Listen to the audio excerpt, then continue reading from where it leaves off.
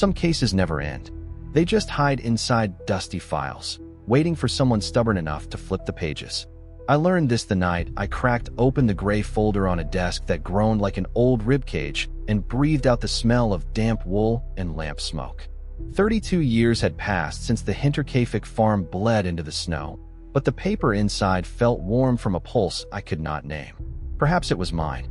The cover was faded to a weary ash, yet the stamp glared in a fresh, censorious red. 1954, supplemental report. I ran a fingertip along the fibers and felt grit, like the thin skin of a grave you could brush away if you dared. The first line looked cold enough to cut, filed by Chief of Police. And the name beneath, steady now where it had once trembled, belonged to the same young man who had failed at the fifth step. He was no longer young, and I suppose failure had grown old with him, curling around his spine the way winter climbs trees to choke the spring. If titles were cures, he would have been healed. But ink heals nothing. It only remembers better than we do. He wrote like someone driving nails into oak. No flourish, no apology. Each sentence landed with a weight that could keep the past from squirming away. The steadiness of his hand didn't mean the heart was steady. He admitted as much in a margin note, just a sliver of candor tucked next to his neat lines. Obsession has more stamina than guilt.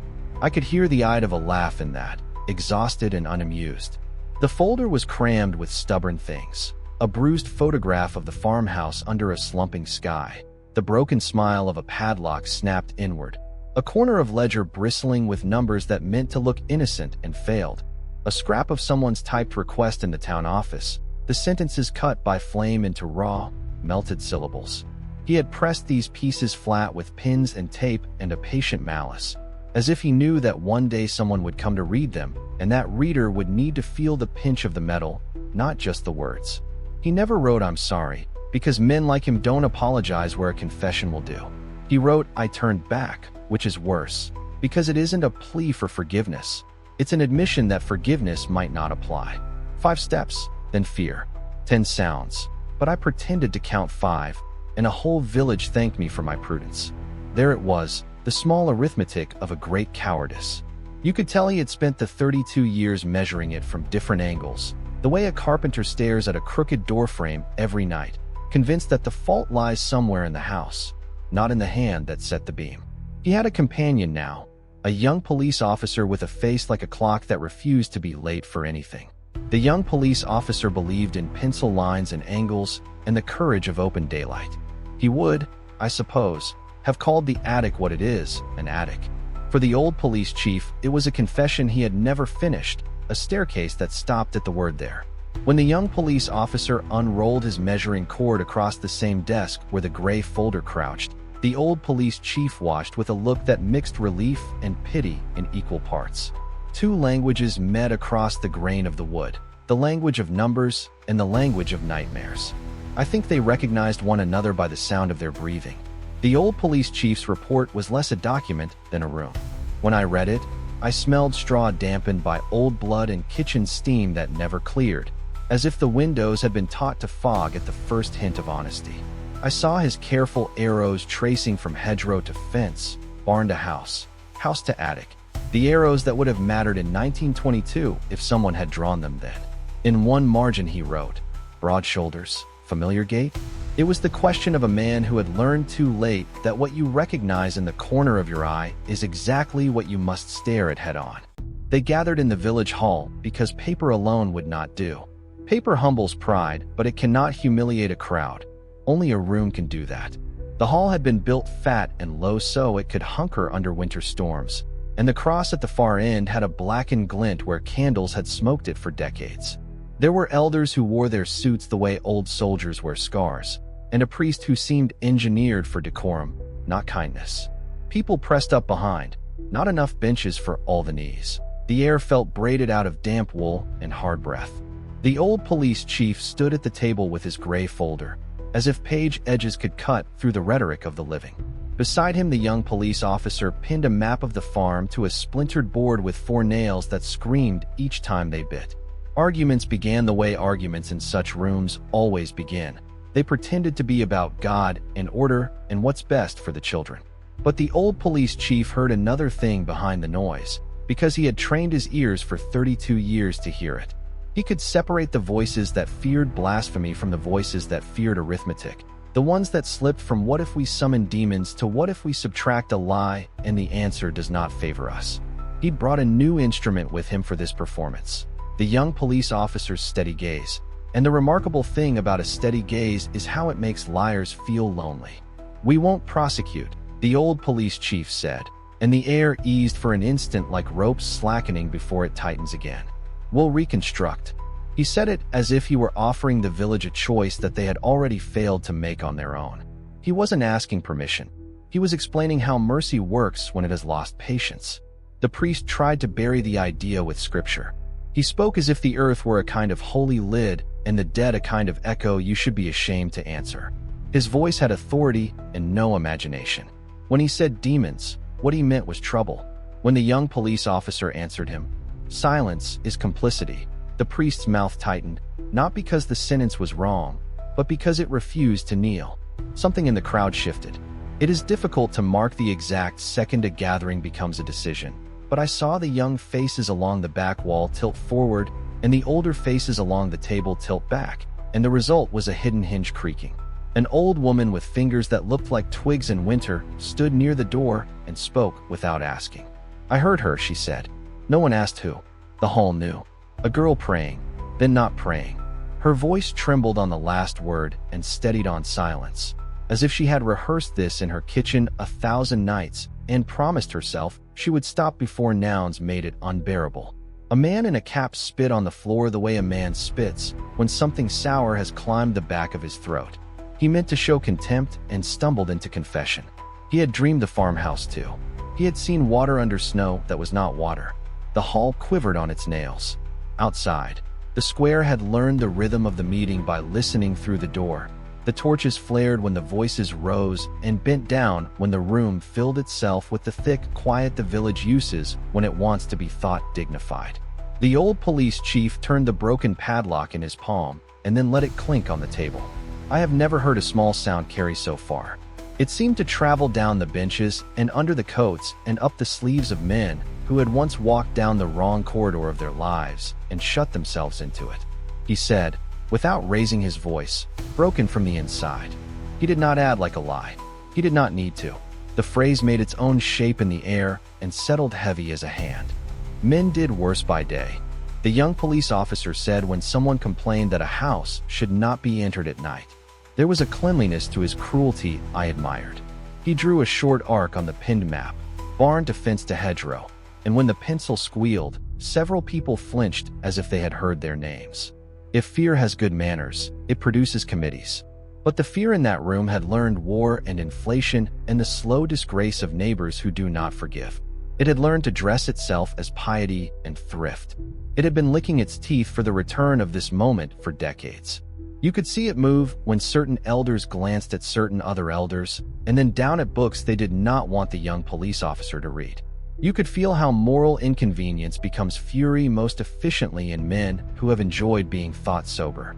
When the old police chief wrote in his report that night, he would say it plain. They fear remembering more than forgetting. They think memory summons demons. They forget the demon never left. But at the table he maintained the discipline of a man who had sworn to listen. He stood near the edge of the lamp's glow and kept his hands where everyone could see them, the way a man has learned to warn the world that he will not reach for anything quick. He did not plead. Pride makes a fool in such rooms. Patience makes the enemy thirsty. A knock pounded against the outer door, deep, as if a fist had borrowed a boot. The hall shuddered. "Keep them out." An elder snapped, but the old police chief said quietly, "Let them listen." He had learned that the only cure for a village is the village itself. You can no more keep it out than you can shut the door on winter. Then came another sound, the kind of sound that low ceilings remember. At first it was like an insect trapped inside a clock. The young police officer tilted his head and fished the noise out of the air with his ear. "Has the hall always sounded like this?" he asked no one and everyone. When no one answered, he answered himself, like something counting. It is a rare talent, to hear a number in a knocking. The old police chief had cultivated it in the field of his shame. The attic at the farm had counted to 10. He had pretended it was only 5. The joke, if it was a joke, had rotted the bridge between him and his courage. When the counting began above the council table, he did not smile at the irony. He set his palm flat to keep his hand from shaking, and I watched the veins in his wrist try to climb back into his arm. Someone called it rats because there is comfort in explaining terror as ugliness that can be poisoned. But then the second sound arrived, and rats don't carry keys. A delicate ring, metal on metal, thin as winter light. The priest's mouth opened and closed on a prayer that lost its footing halfway down his throat. Dust, the soft gray kind that settles under beds you don't dare look beneath, sifted down and kissed the open Bible. If God took offense, he declined to show it. 10, the old police chief whispered, and the young police officer turned toward him with a look that asked, "How do you know?" And the answer was in the man's eyes, because 10 was the number the house had kept for him when he ran from 5. The hall had been loud. Now it became heavy. He told them to lock the exits, and the order sounded less like control than fairness. No one leaves because none of you deserves the relief of not knowing. He lifted the gray folder, slid it under his arm like a fragile animal, and stepped toward the narrow back door that led to the small staircase where all the stories had gotten stuck. The young police officer moved with him, even though everything reasonable insists you shouldn't share anyone else's nightmare, let alone one that seems to have learned your name. Outside, the square felt the shift without understanding the cause. Torches swelled. Someone laughed too loudly and then apologized to nobody. A man with a butcher's strength pretended to test the edge of his cleaver with a thumb, but he kept his eyes on the door. The Munich reporter scribbled a phrase, "Ashes don't forget," and the pencil snapped at the point, leaving the sentence with a blunt ending that somehow suited it. Inside the hall, the elders sat very still, like men who have just heard their voices in another room. The priest kept his palm on the Bible as if that's where God's neck had been placed for the laying on of hands. The old police chief reached the door to the stair and paused, not to gather himself, but to make sure everyone could see he wasn't gathering himself. He did not intend to be brave. He intended to be exact. "Do not look away this time," the young police officer said. The sentence could have been a rebuke. It wasn't. It hung in the air as an invitation to return. The old police chief inclined his head a fraction, measured allegiance, the kind of movement that weapons make when they are raised for purpose, not for show. He put his hand on the latch. And then, because fear is an artist, the building took a breath that did not belong to drafts or to lungs. It was the kind of breath a room gives when someone touches a memory that has been packed too tight for too long. Lamps minimized themselves. The floor discovered every complaint it had been saving. I had the sudden and unreasonable impression that the hall was not sheltering them from weather. It was listening for their answer. He pressed down on the latch, and the door made a sound a door makes when it has learned to speak one word only and knows it must pronounce it clearly. Open. The stairwell breathed a colder air, the kind that makes teeth notice one another. The old police chief lifted the lamp, but flames shrank as if offended by the dark. The young police officer stepped in close enough that his shoulder almost touched the older man's sleeve, and that proximity steadied the light by something other than oil. The first step answered their weight with a long, surprised groan. The second, a quieter acceptance. On the third, a grain of grit rolled beneath the old police chief's heel and made a noise like a pin pulled from a hinge. He paused, and the silence behind them crowded forward. Elders, priests, villagers holding their breath as if air were a commodity suddenly taxed.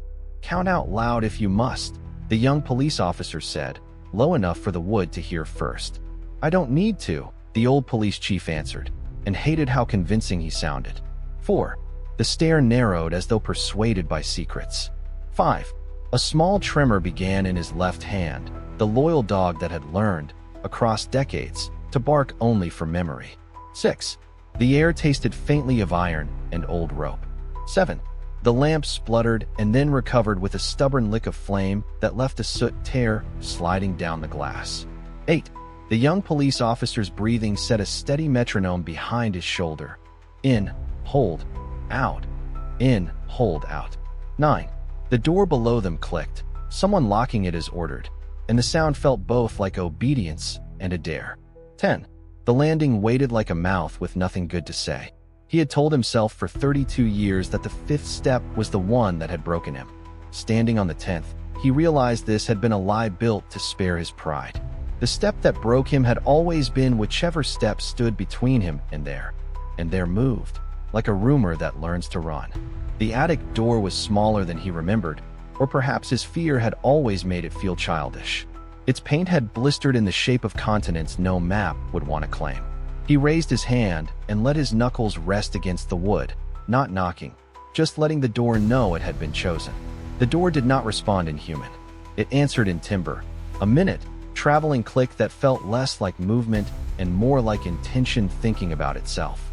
"Open it," the young police officer said, and this time the sentence adopted its edge. The old police chief nodded once and twisted the latch. It lifted with a protesting throat clearing and then gave way. The attic had arranged itself in that geometric honesty peculiar to rooms no one visits by choice. Boxes lined along rafters like jurors with lids. A coil of rope flung into a corner, as if someone had tried to make the idea of it go away by changing its shape. A chair with its back turned. An old trick rooms play when they want you to supply the face. Straw packed into seams where wind might edit the temperature. Everything wore dust the way widows wear black, as a uniform rather than a costume. The lamp's small circle prowled across the floor and found what it always finds when courage is late: disturbances pretending to be accidents. Scuffs that knew exactly where they were going. Footprints made by someone who believed shoes confuse investigators and so trusted socks to erase themselves. Except socks leave a different story, and the floor had learned it by heart. The young police officer crouched, set the lamp on a warped board, and pressed 2 fingers to a dark smear so thin it could be claimed by argument. He brought it to his nose and then to his tongue and made a face that was not disgust, just respect. Iron, yes. Old, yes, but once eager. He didn't say blood because words like that change rooms, and they needed the room to continue pretending it hadn't spoken yet. "Look," he said instead, and directed the old police chief's attention to the beam.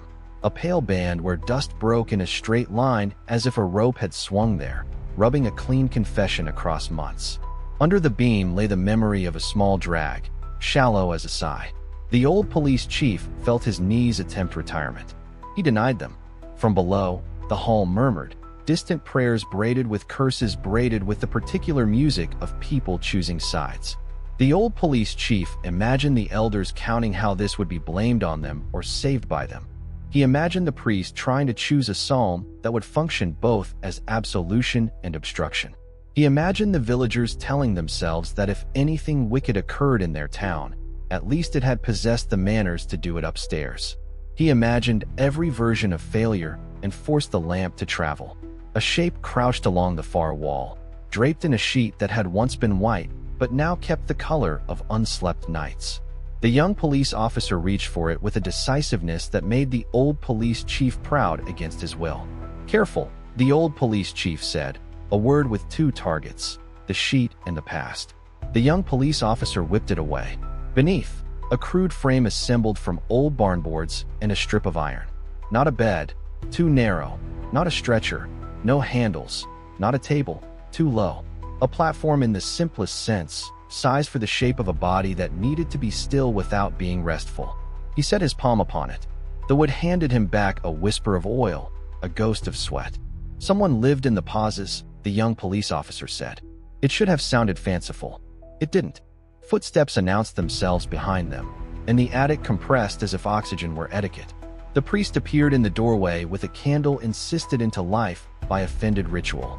His face was a portrait of a man who has just found out his God can read handwriting. Behind him came 2 elders, faces set in that careful moral neutrality men put on when they approach a crime they either knew about or needed to deny fast. "You were told to remain below," the old police chief said. "We were told to listen," the priest answered. "Listening sometimes requires proximity." The old police chief angled the lamp so its light didn't flatter anyone. "Then witness," he said. The priest crossed himself, which seemed both sincere and insufficient. He stepped to the beam and stared at the pale band with scholarly disgust, the way a man might examine a margin note that corrects his sermon. "A carpenter's flaw," he offered. "Carpenters don't polish dust," the young police officer said, and the sentence had a small snapping sound, like a mousetrap teaching a lesson. The elders fidgeted and learned. Too late. That recoil is evidence. One had a habit of smoothing his tie when lying. The other pinched the bridge of his nose the way people do when they try to squeeze tears back up into the skull. The old police chief watched both tales arrive, as punctual as guilt. The attic gave a little sound then, a settling that wasn't only weight, it was the vocal cord of wood making a vowel. All four men stilled as if silence were a creature you could frighten away by breathing wrong. From the far left corner, where the roof lowered to make a child of grown men, something scraped. Not a rat. Rats commit wholeheartedly to noise. This was the sound of care, of a person trying not to be heard and succeeding except for the one betrayal physics requires. The young police officer moved before the old police chief could forbid it. His hand slid to his holster and then stopped again, the way a man pulls arrogance short because he remembers the world hates to be corrected. He took one step, then another, and the old police chief followed because returning alone had never been the plan, even before there was a plan. "Who's there?" the priest asked, shaping the question as if it were a confession translated into inquiry. Silence is an answer that prefers to be misread. The scrape came again, and then a thin cough any doctor would call small, any mother would call worrying, any man in an attic would call wrong. The young police officer reached the eave and crouched, lamp held low so light could travel underneath without blinding him. The old police chief stood above him like a sentence guarding a subordinate clause.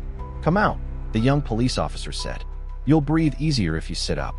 The odd tenderness of it made the priest blink.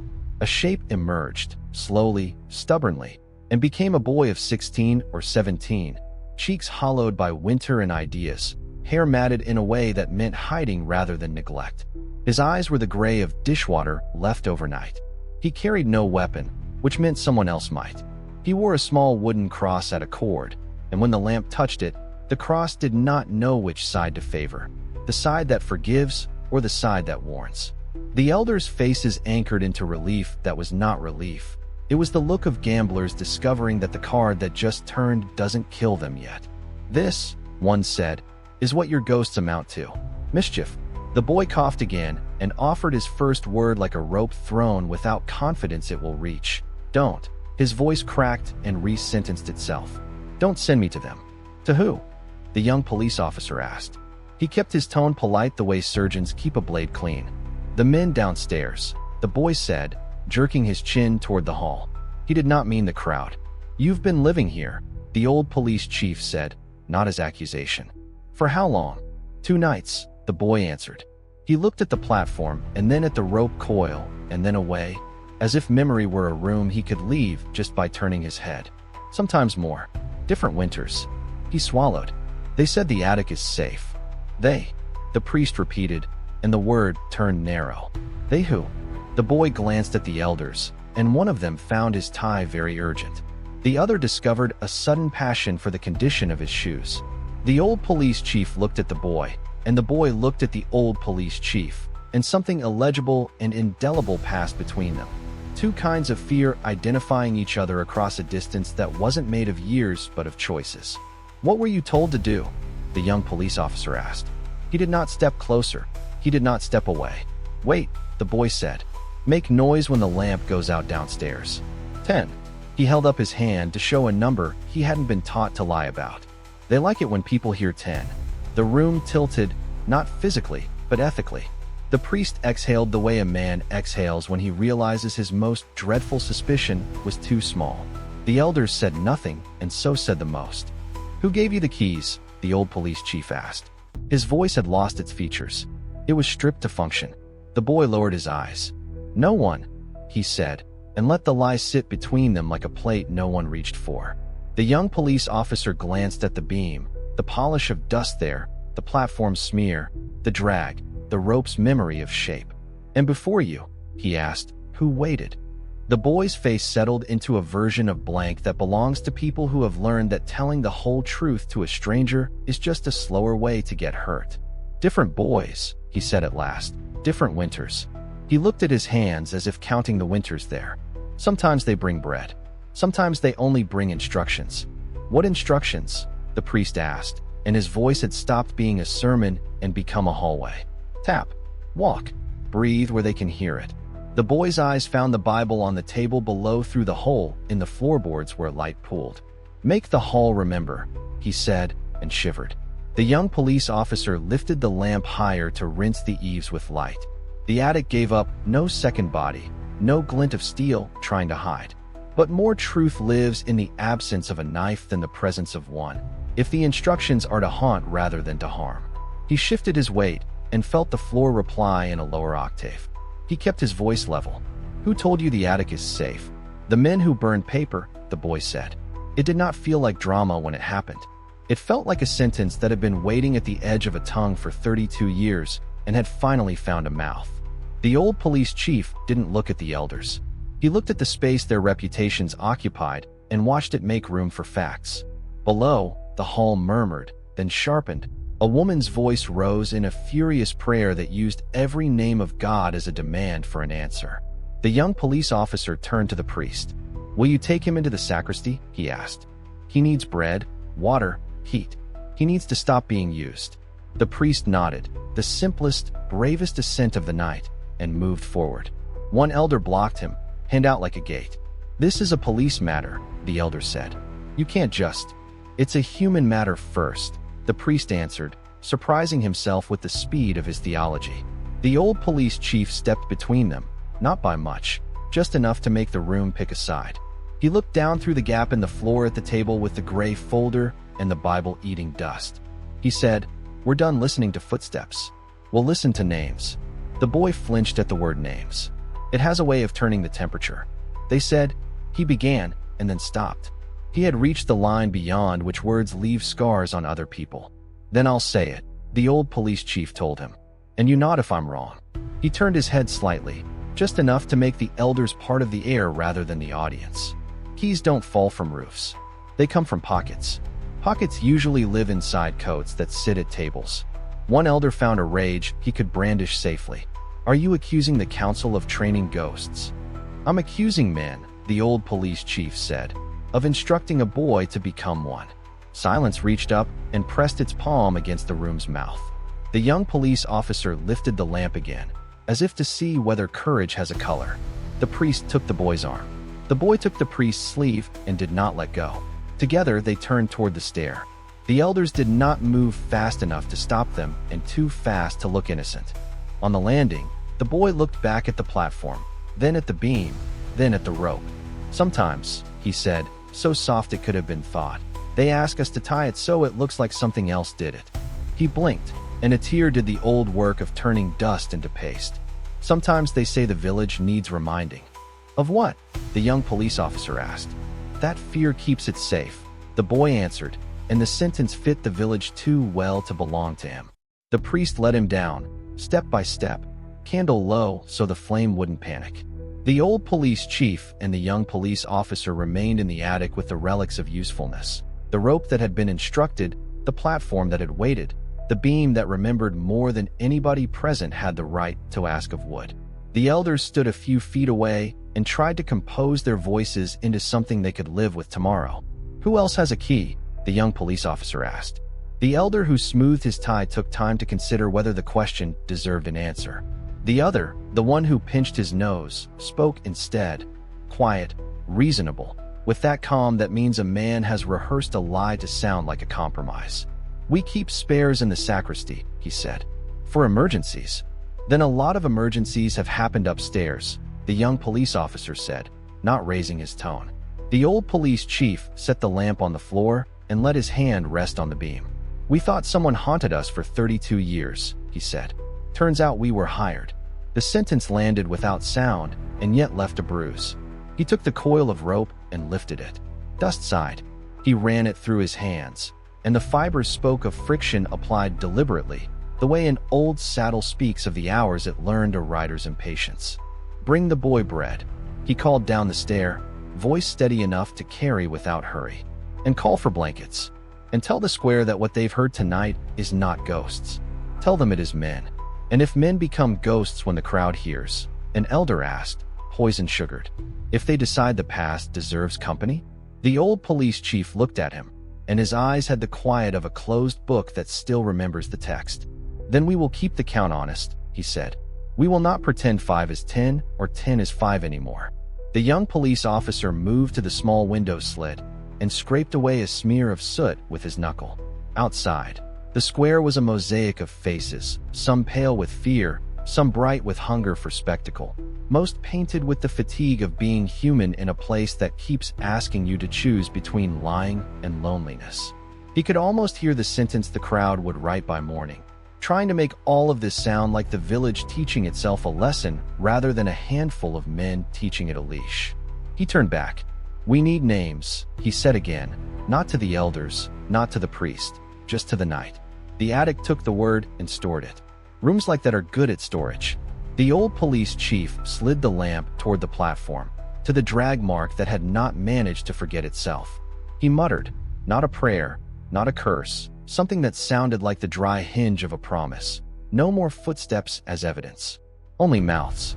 Below, the door to the hall opened, and the square's cold climbed up the stair to test the attic's resolve.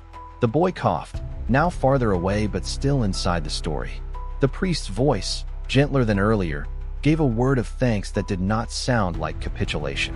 A woman's wail skittered across the floorboards from the hall, and then became the steadier work of someone blowing on a small flame to keep it alive. The elders retreated first, which is to say they converted their standing into strategy. The old police chief and the young police officer were last to leave the attic. At the threshold, the older man turned back, not to gaze dramatically, but to make sure the lamp had been brought with them. He closed the door with the care of someone decommissioning a weapon and pressed the latch down until it clicked into something like remorse. On the landing, he said, "Tomorrow they'll decide whether that boy existed. Tonight we make it impossible not to," the young police officer answered. They descended. 10 steps down, the old police chief said nothing. 5 steps down, he said, "I heard 10 because I was supposed to." On the last step, he added, "Not anymore." The hall took them back the way a mouth takes back a word it regrets. Faces turned. Heat rose in a single human wave. The boy sat near the stove, blanket around his shoulders like a verdict he could live with. The priest guarded him with the obviousness of a man who has decided to give scandal to the right people. The Munich reporter held a pencil stub and stared at it, as if it had just confessed to murder. "Names," the old police chief said, and his voice made the word plural in a way that contained mercy without offering escape. "We'll start with who keeps the keys." He set the gray folder on the table next to the Bible. Dust still powdered the gilt letters. He did not brush it away. Let God wear what the attic wore. Let the book feel what the beam felt. Outside, the bell found its cracked note again and tolled once, then twice.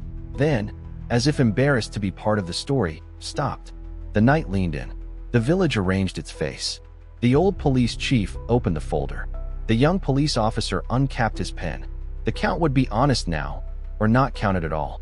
The hall felt swollen with too many breaths.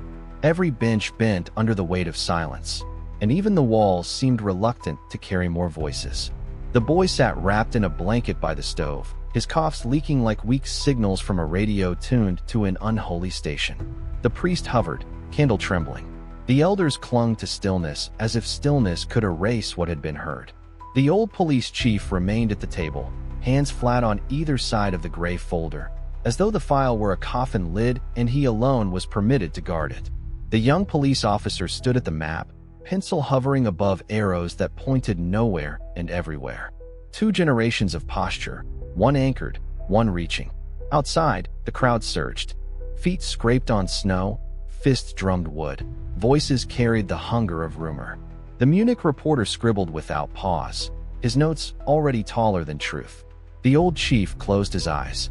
32 years vanished and returned in the same blink. The barn door yawning, the attic stairs flexing, the 5th step sagging under a weight he had refused to test. His shame smelled of straw. When he opened his eyes, the young officer was staring at him. Not with reverence, not with rebellion, something between. For a moment the hall thinned until only the 2 of them remained. One carrying 30 years of failure, the other carrying a zeal sharp enough to cut both of them. The young officer spoke at last, voice low. "We can't stop here." The old chief did not move. His reply was barely breath. "Sometimes stopping is survival." The officer's jaw hardened. "Sometimes stopping is cowardice." The words cracked the air. The crowd outside seemed to lean closer through the walls. Inside, a child whimpered. A woman hushed him too harshly. The The priest tightened his grip on the boy's shoulder. The old chief turned slowly, eyes narrowing. His hand rose, not in reprimand, not quite. It hovered near the young officer's cheek as if memory had guided it there. He let it fall against the desk instead, fingers drumming once, twice, before stilling. Someone in the back muttered, "Blood speaks alike." It was not meant as revelation, but the truth had teeth. Whispers multiplied. A few heads swiveled, connecting gestures and tones, the way a village always does. The young officer did not deny it. He let the silence confess for him. For the first time, the crowd saw it. Chief and subordinate, but also father and son. Duty braided with blood. The discovery fed them like firewood thrown on embers. The chief straightened, spine protesting. His voice carried not command, but fatigue dressed as command. "This case is older than both of us." The young officer snapped the pencil in two, shards scattering across the map. Not older than truth. It was the kind of exchange that should have ended in fists, but instead ended in recognition. The old chief's eyes softened, not yielding, not forgiving, but acknowledging the insolence as inheritance. He had given the boy more than a name. He had given him this hunger. The priest cleared his throat, trying to sew the moment shut. "Gentlemen, please." But the word gentleman did not fit them anymore. They were no longer roles. They were kin, exposed. The elder who smoothed his tie tried to exploit it. So it's a family crusade. A legacy of shame dressed as justice. His smile was almost a sneer. The young officer advanced a step, face taut, but the old chief caught his arm. Fingers dug deeper than protocol allowed. The boy's sleeve twisted under his father's grip. A warning and a plea. "Not like this," the chief whispered, only for him. The officer shook free, but he did not lunge. He simply turned to the crowd, hands spread as if surrender could also be accusation. "You see," he said, voice rising. "Even silence runs in families." The crowd murmured, some nodding, some spitting, some crossing themselves. The square outside roared in response, the sound pressing through window panes like waves through a hull. The chief gathered the gray folder to his chest. He had wanted it to be shield, but it felt more like mirror. In its reflection, he saw his son's defiance, and, worse, his own younger face staring back across decades, trembling at the fifth step. He shut his eyes. The attic dust was still in his lungs. He realized the boy, his boy, had already stepped further than he ever dared. That terrified him more than Hinterkaifeck itself. The priest's candle sputtered. The boy by the stove coughed until his body shook. The crowd outside screamed for verdicts none of them had earned. And between it all, two men, chief and officer, father and son, stood chained by duty and unchained by truth. The old chief leaned in, voice raw, almost breaking. "If you go further, you carry what I could not. Are you ready for that weight?" The young officer stared at him, lips pressed thin, eyes lit with something equal parts fury and devotion. He answered not with words, but with motion. He stepped toward the stair again, toward the attic door, toward the shadow that had claimed his father's spine. The crowd gasped. The priest prayed. The elders cursed. The old chief followed, not because he wanted to, but because blood makes cowards walk where courage fails. Chapter 2. Return to the village.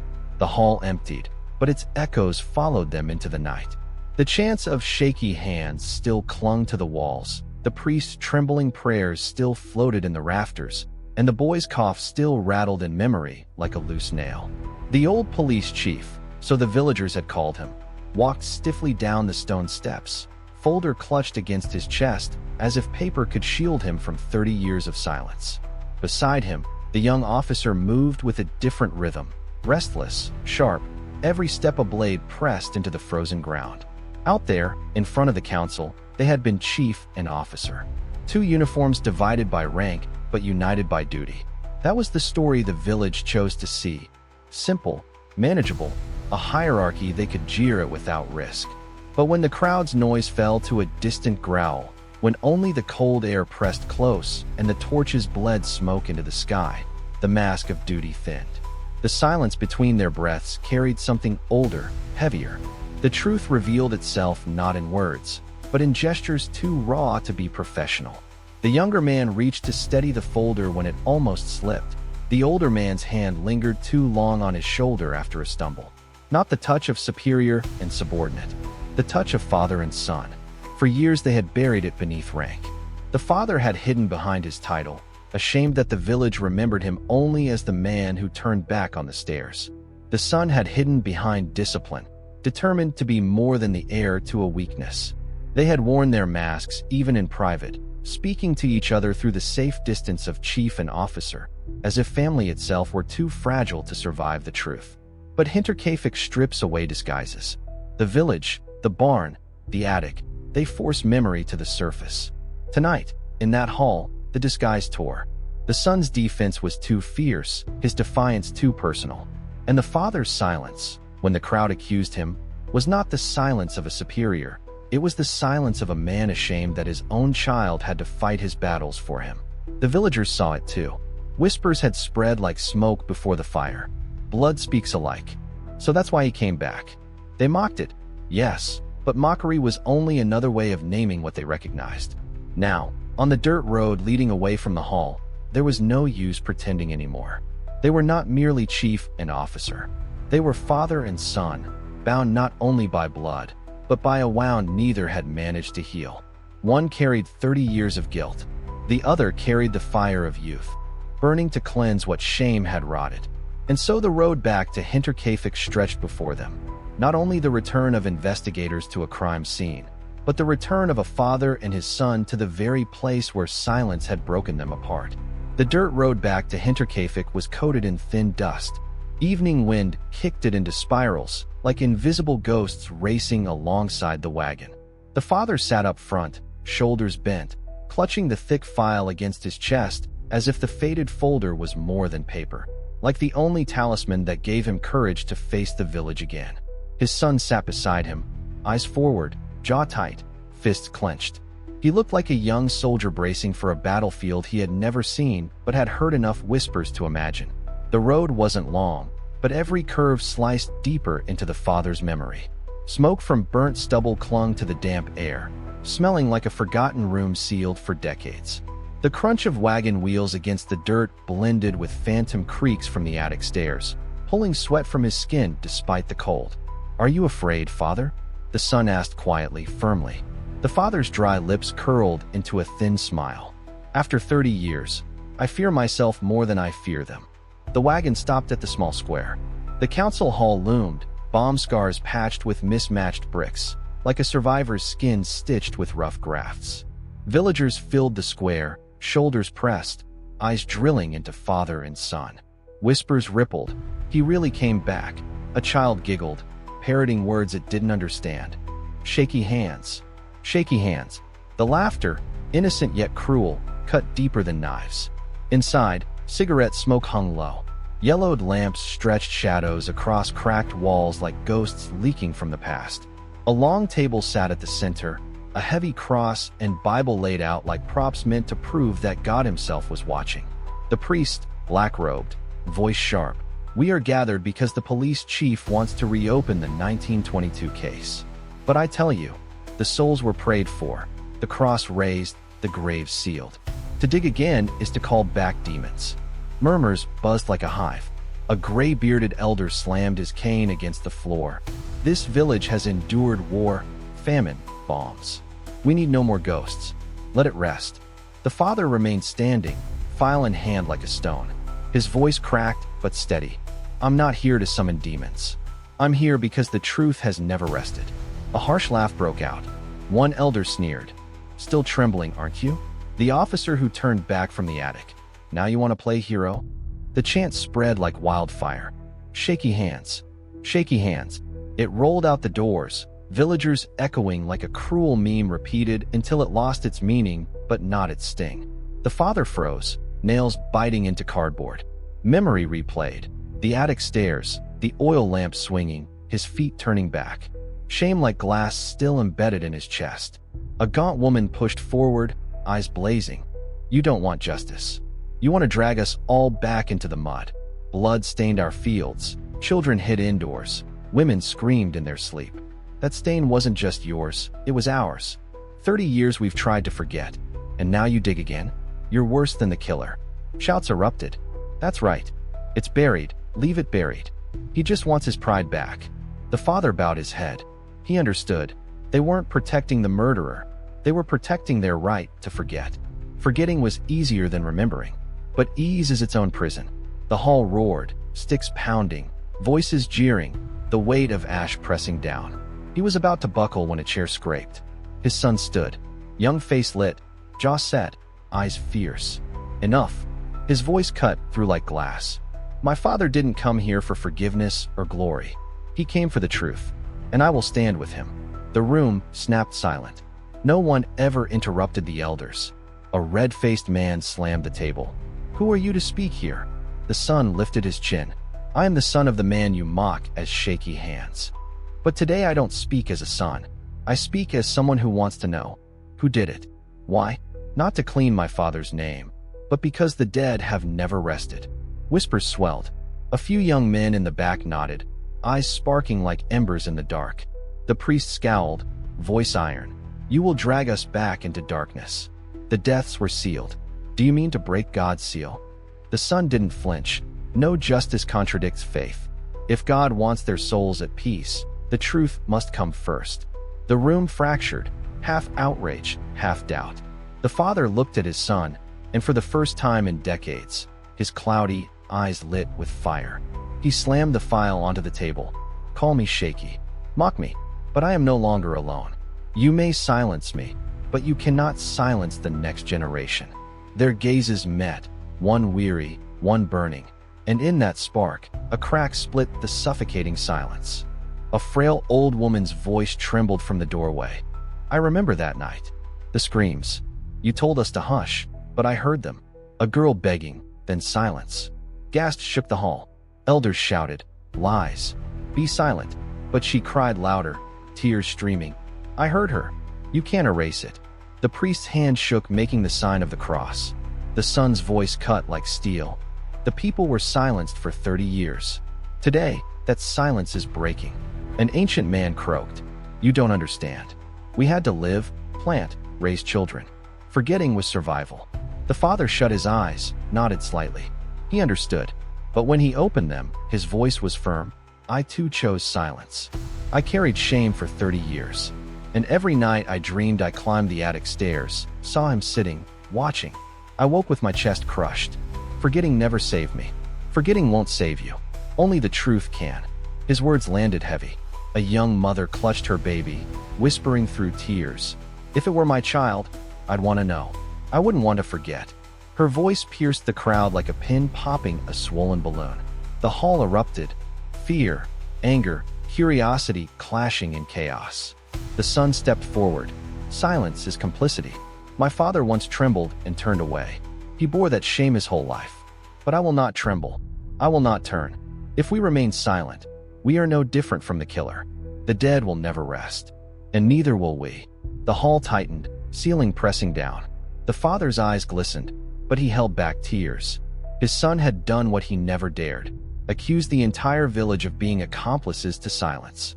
For the first time in 30 years, his shame eased, not because he was forgiven, but because he no longer bore it alone. Outside, the crowd split. Elders shouted to banish them. Younger villagers stood quietly, eyes glowing. A boy whispered, if they dare to speak, we should dare to listen. A girl clutched her friend's hand. My mother told me, footsteps that night. They told her to forget. But how do you forget? Their murmurs spread like water seeping through cracks in a dam. The harder the council shouted, the faster it leaked. The father lifted the file, set it at the center of the table. Its gray cover caught the candlelight. This is not just paper. It is testimony I never dared read aloud. You can call me mad, but I will not stay silent. Neither will my son. His voice was not loud, but it struck steady, like hammer blows against stone. Elders shook, words caught in their throats. The priest muttered prayers, but his voice drowned under the growing murmur outside. Unruly, unstoppable. By the time the meeting broke, night had fallen. Father and son stepped into the square, shoulders side by side. Torches flickered, wind cut sharp. The crowd roared, but now it was a messy chorus. Anger, curiosity, even support. The father's steps felt lighter. His back was still bent, but hope lit his eyes. Not hope of catching the killer, but hope that silence itself had finally cracked. And through that crack, truth might enter. Chapter 3. Pride and the Stain, Part 1. Night descended over the town like a heavy black shroud. The wind scraped across patched rooftops, carrying the damp scent of burned walls and the metallic tang of rusted church gates. Inside the small room of the police chief's house, an oil lamp wheezed threads of smoke, its trembling glow spilling unevenly across a wooden desk. Papers spread in uneven stacks beside two notebooks, one old and yellowed, the other thick, brown, and still carrying the smell of fresh glue. The old man hunched over, pen in hand, the nib tapping at the blank page like a hesitant knock at the door of his own conscience. Between the hollow ticks of the wall clock, the wind whistled through the cracks, making the room feel like a waiting chamber where judgment was about to be passed. He lowered the nib, writing slowly and evenly that this would be his second journal. The first, he noted, had recorded hastily what he had seen. This one would record what he had not dared to face. His hand no longer trembled as in 1922, yet each stroke cut into the paper like a shallow blade across skin. His lips moved as though he wanted to read aloud to the empty walls, but he restrained himself. On the next page, he reconstructed the night of 1922, standing beneath the staircase as the oil lamp guttered, hearing footsteps above, slow and deliberate, synchronized with the hammer of his own heart. He wrote that he had smelled half-burned wax, damp while hanging by the fire, the cabbage still heavy in bowls, and the earth tracked into the floorboards. Yet he had told himself it was only wind. Now he acknowledged them as signs he had refused to name. With every sentence, the room around him seemed to dissolve.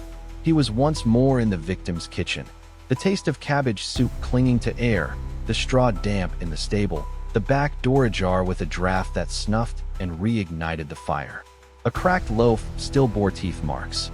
He wrote that he had seen these things, heard the scratch of mice, and still pretended nothing was wrong. His pen slowed, scratching rough against paper. He described the staircase, 10 steps, each with a worn groove from the lean of countless feet. He recalled placing his foot on the first, wood groaning beneath, a thin blade of light clinging to the banister. Above him, steady breathing. Not a cat, not a mouse, human. He admitted he had known this, but believed that if he did not climb, the presence might vanish. At this point, the ink blurred where his palms smeared it, like a late tear unwilling to fall. A faint groan escaped his throat as memory pressed its weight against him. The door creaked. His son entered, arms full of new diagrams, dust clinging to his boots. The lamplight traced his tense jaw and bright, stern eyes. He saw the notebook but did not immediately speak, as though he knew he had walked into a confession. When he finally asked, it was with restraint, whether his father was writing it all again. The old man admitted he was, and pushed the notebook toward him. The son bent over, reading the lines, his lips pressed thin. He asked which step his father had reached that night. The answer came haltingly, the 5th step, with the memory of wood breathing underfoot. The son then observed, without anger but with precision, that his father had turned back. The old man nodded, as if forced to sign an indictment against himself. The son pressed further, asking whether his father was truly investigating the crime or merely interrogating himself. The father could not deny it. He confessed that after 30 years, he feared himself more than he feared the villagers, that he no longer cared about honor.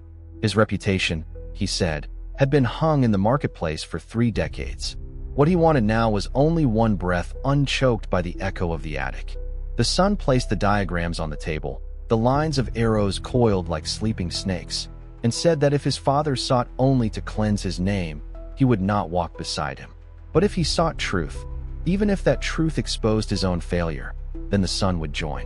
The old man bowed his head, his hands spread flat across the table, admitting he longed not for reputation but for silence in his chest. His son slid the notebook back and urged him to write everything. The old man bent once more to the page. He declared himself the officer who had faltered at the stairs, guilty of killing justice with fear.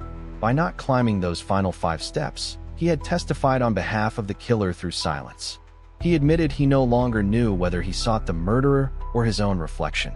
What he knew was that he owed 6 dead souls, the villagers, and the son who had grown up carrying whispers about a coward for a father. Across the table, the son opened one of his diagrams and traced the intruder's imagined path, from the forest to the yard to the stable to the kitchen, then up into the attic where he sat waiting, listening, feeding himself on the family's food. The old man acknowledged it, recalling the sound like his own heart pounding in his throat. He confirmed again that he had turned back. The son stood behind him, placing a hand on his shoulder. He reminded his father that though he was not the murderer, his silence had become the accomplice of darkness. He insisted that the father's name must stand among those responsible, not as punishment, but so that justice could finally see its own mirror. The father gave a brittle laugh, calling himself a suspect of justice. The son accepted the phrase and offered to become the investigator of that suspect. It was both cruel and tender, yet it cut a straight line through the haze, shaping a new path. The father as defendant, the son as examiner, and both standing on the same side of truth. The man wrote once more, declaring himself a suspect of justice, charged with cowardice that let justice die young, sentenced to live out the rest of his life by confessing. When finished, he laid the pen down, his hand shaking. The clock struck 3 short beats, like a gavel. The wind softened, and in its place rose a silence of confession rather than avoidance. The son returned to the table, asking that from now on each page distinguish between what was seen, what was thought, and what was feared, so that fear would not masquerade as fact. The old man agreed. He was also asked to record, at each turning point, what had been done and what should have been done. That night, he closed his eyes and imagined climbing step by step, adding a should have to each. The 6th step where breathing grew louder, the 7th where dust fell onto his cheek, the 8th where his heart stuttered, the 9th where a faint scrape like a nail sounded above, the 10th where he would have seen a crouched figure with broad shoulders, one hand on his thigh and the other gripping something heavy. He wrote that he should have seen, but did not. When he placed the pen down, his breath came in gasps, as though he had climbed the stairs at last. His son told him it was enough for one night, promising that the next day they would rebuild the route outside in the yard. The old man nodded, but his hand lingered on the page as if reluctant to leave the steps he had finally climbed in words. The following evening, the old man began a new section in his notebook, one his son had asked for, the things that should have been. He drew 2 columns. On the left, what he had done. On the right, what he should have done. His first entry was stark. On that night in 1922, he had said there was no one in the attic. At one point, he asked his son to interrogate him as if he were a suspect. The son obliged, asking why he had turned back. The father admitted he had feared not the killer's face but the permanence of seeing it, the thought that once it entered his eyes it would remain lodged there forever, a thorn in every gaze thereafter. When pressed about his fears now, he confessed he no longer dreaded the villagers, only the possibility that his son might see him as that man in the attic. The son answered quietly that he did not see him as the killer, only as the one who had failed to climb. That was his crime against justice, not against his son. The father wept without wiping his face. Together they signed the declaration he had written earlier, "I am a suspect of justice." The father signed first, then the son beneath as witness. From that point, every page would carry a date, a time, and a signature so that the account would never again dissolve into mist. He added weather, the state of the lamp, even the rhythm of his heartbeat. Small details became nails pinning each night to the wall of time. That evening the son insisted on one more act, to step outside. They walked to the church gate, the stones uneven beneath their boots, breath clouding in the cold. Beneath the tower that split the moon into a sharp blade, the father spoke aloud that he was no longer searching for honor, but for truth, repeating it 3 times. The words echoed against the bricks, unanswered by heaven, but he felt his shoulders lightened by a finger's width. When he asked why 3 times, his son explained it was so that the self, God, and the village would each hear. The old man nodded, his voice firm for the first time in years. Back home, they prepared for the next day's work. The son outlined their order, the stable first, examining gateposts, ropes, hooks, nails, and wheel ruts, while the father recalled sensations point by point.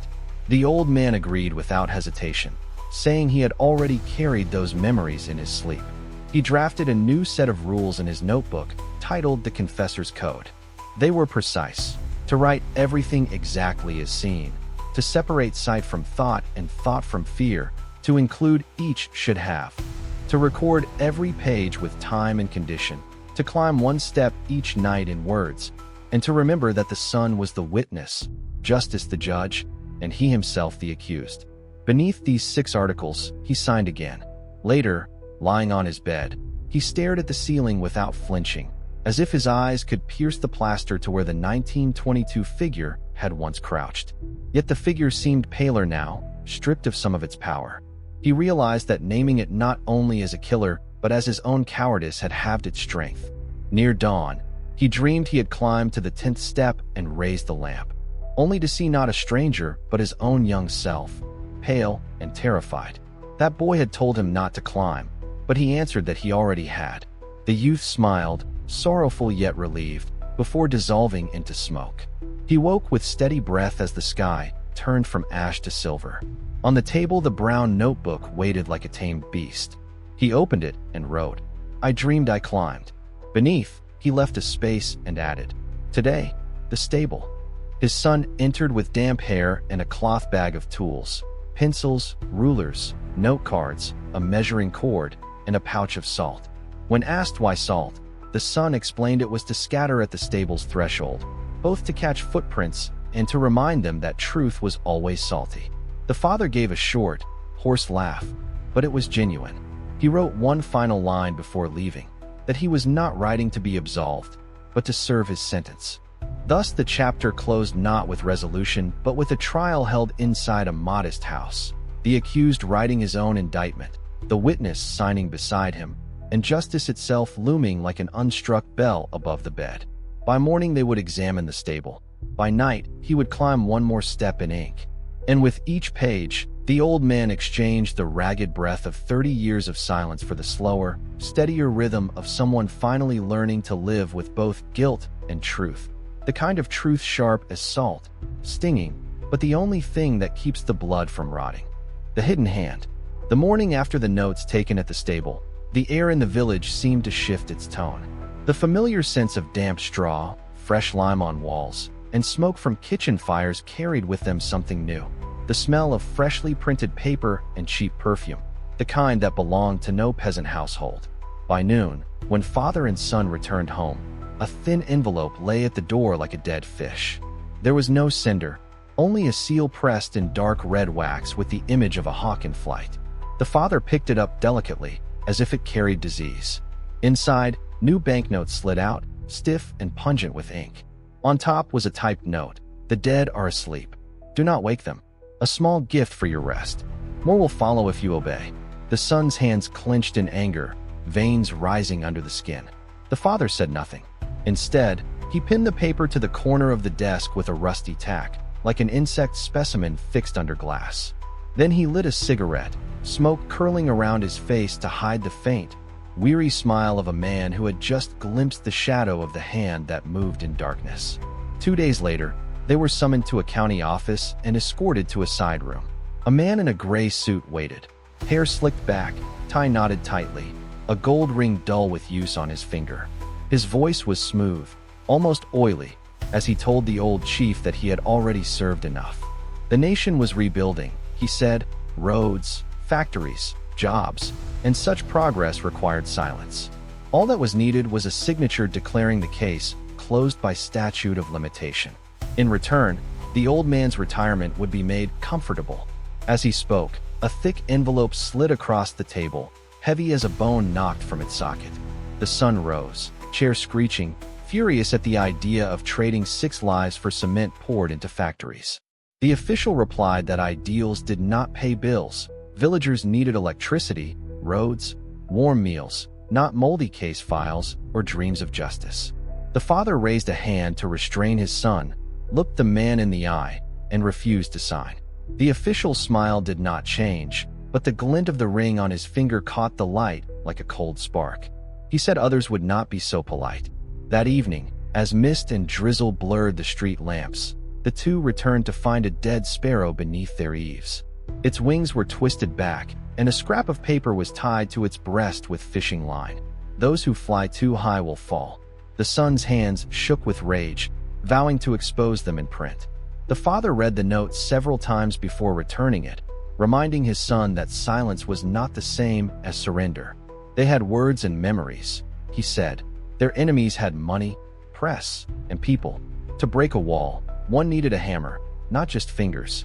That night, when they scattered salt at the stable door, the wind whistled through the slats like a broken flute.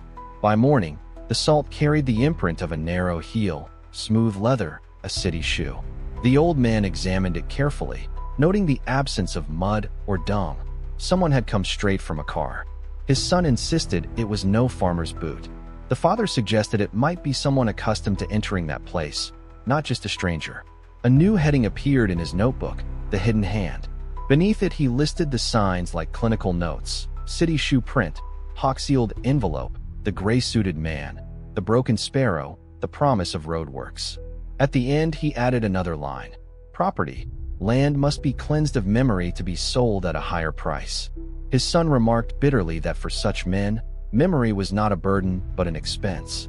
When they stopped at the tavern the next day, 3 unfamiliar men already sat by the window. Dark coats, wide-brimmed hats, cigarettes burning long.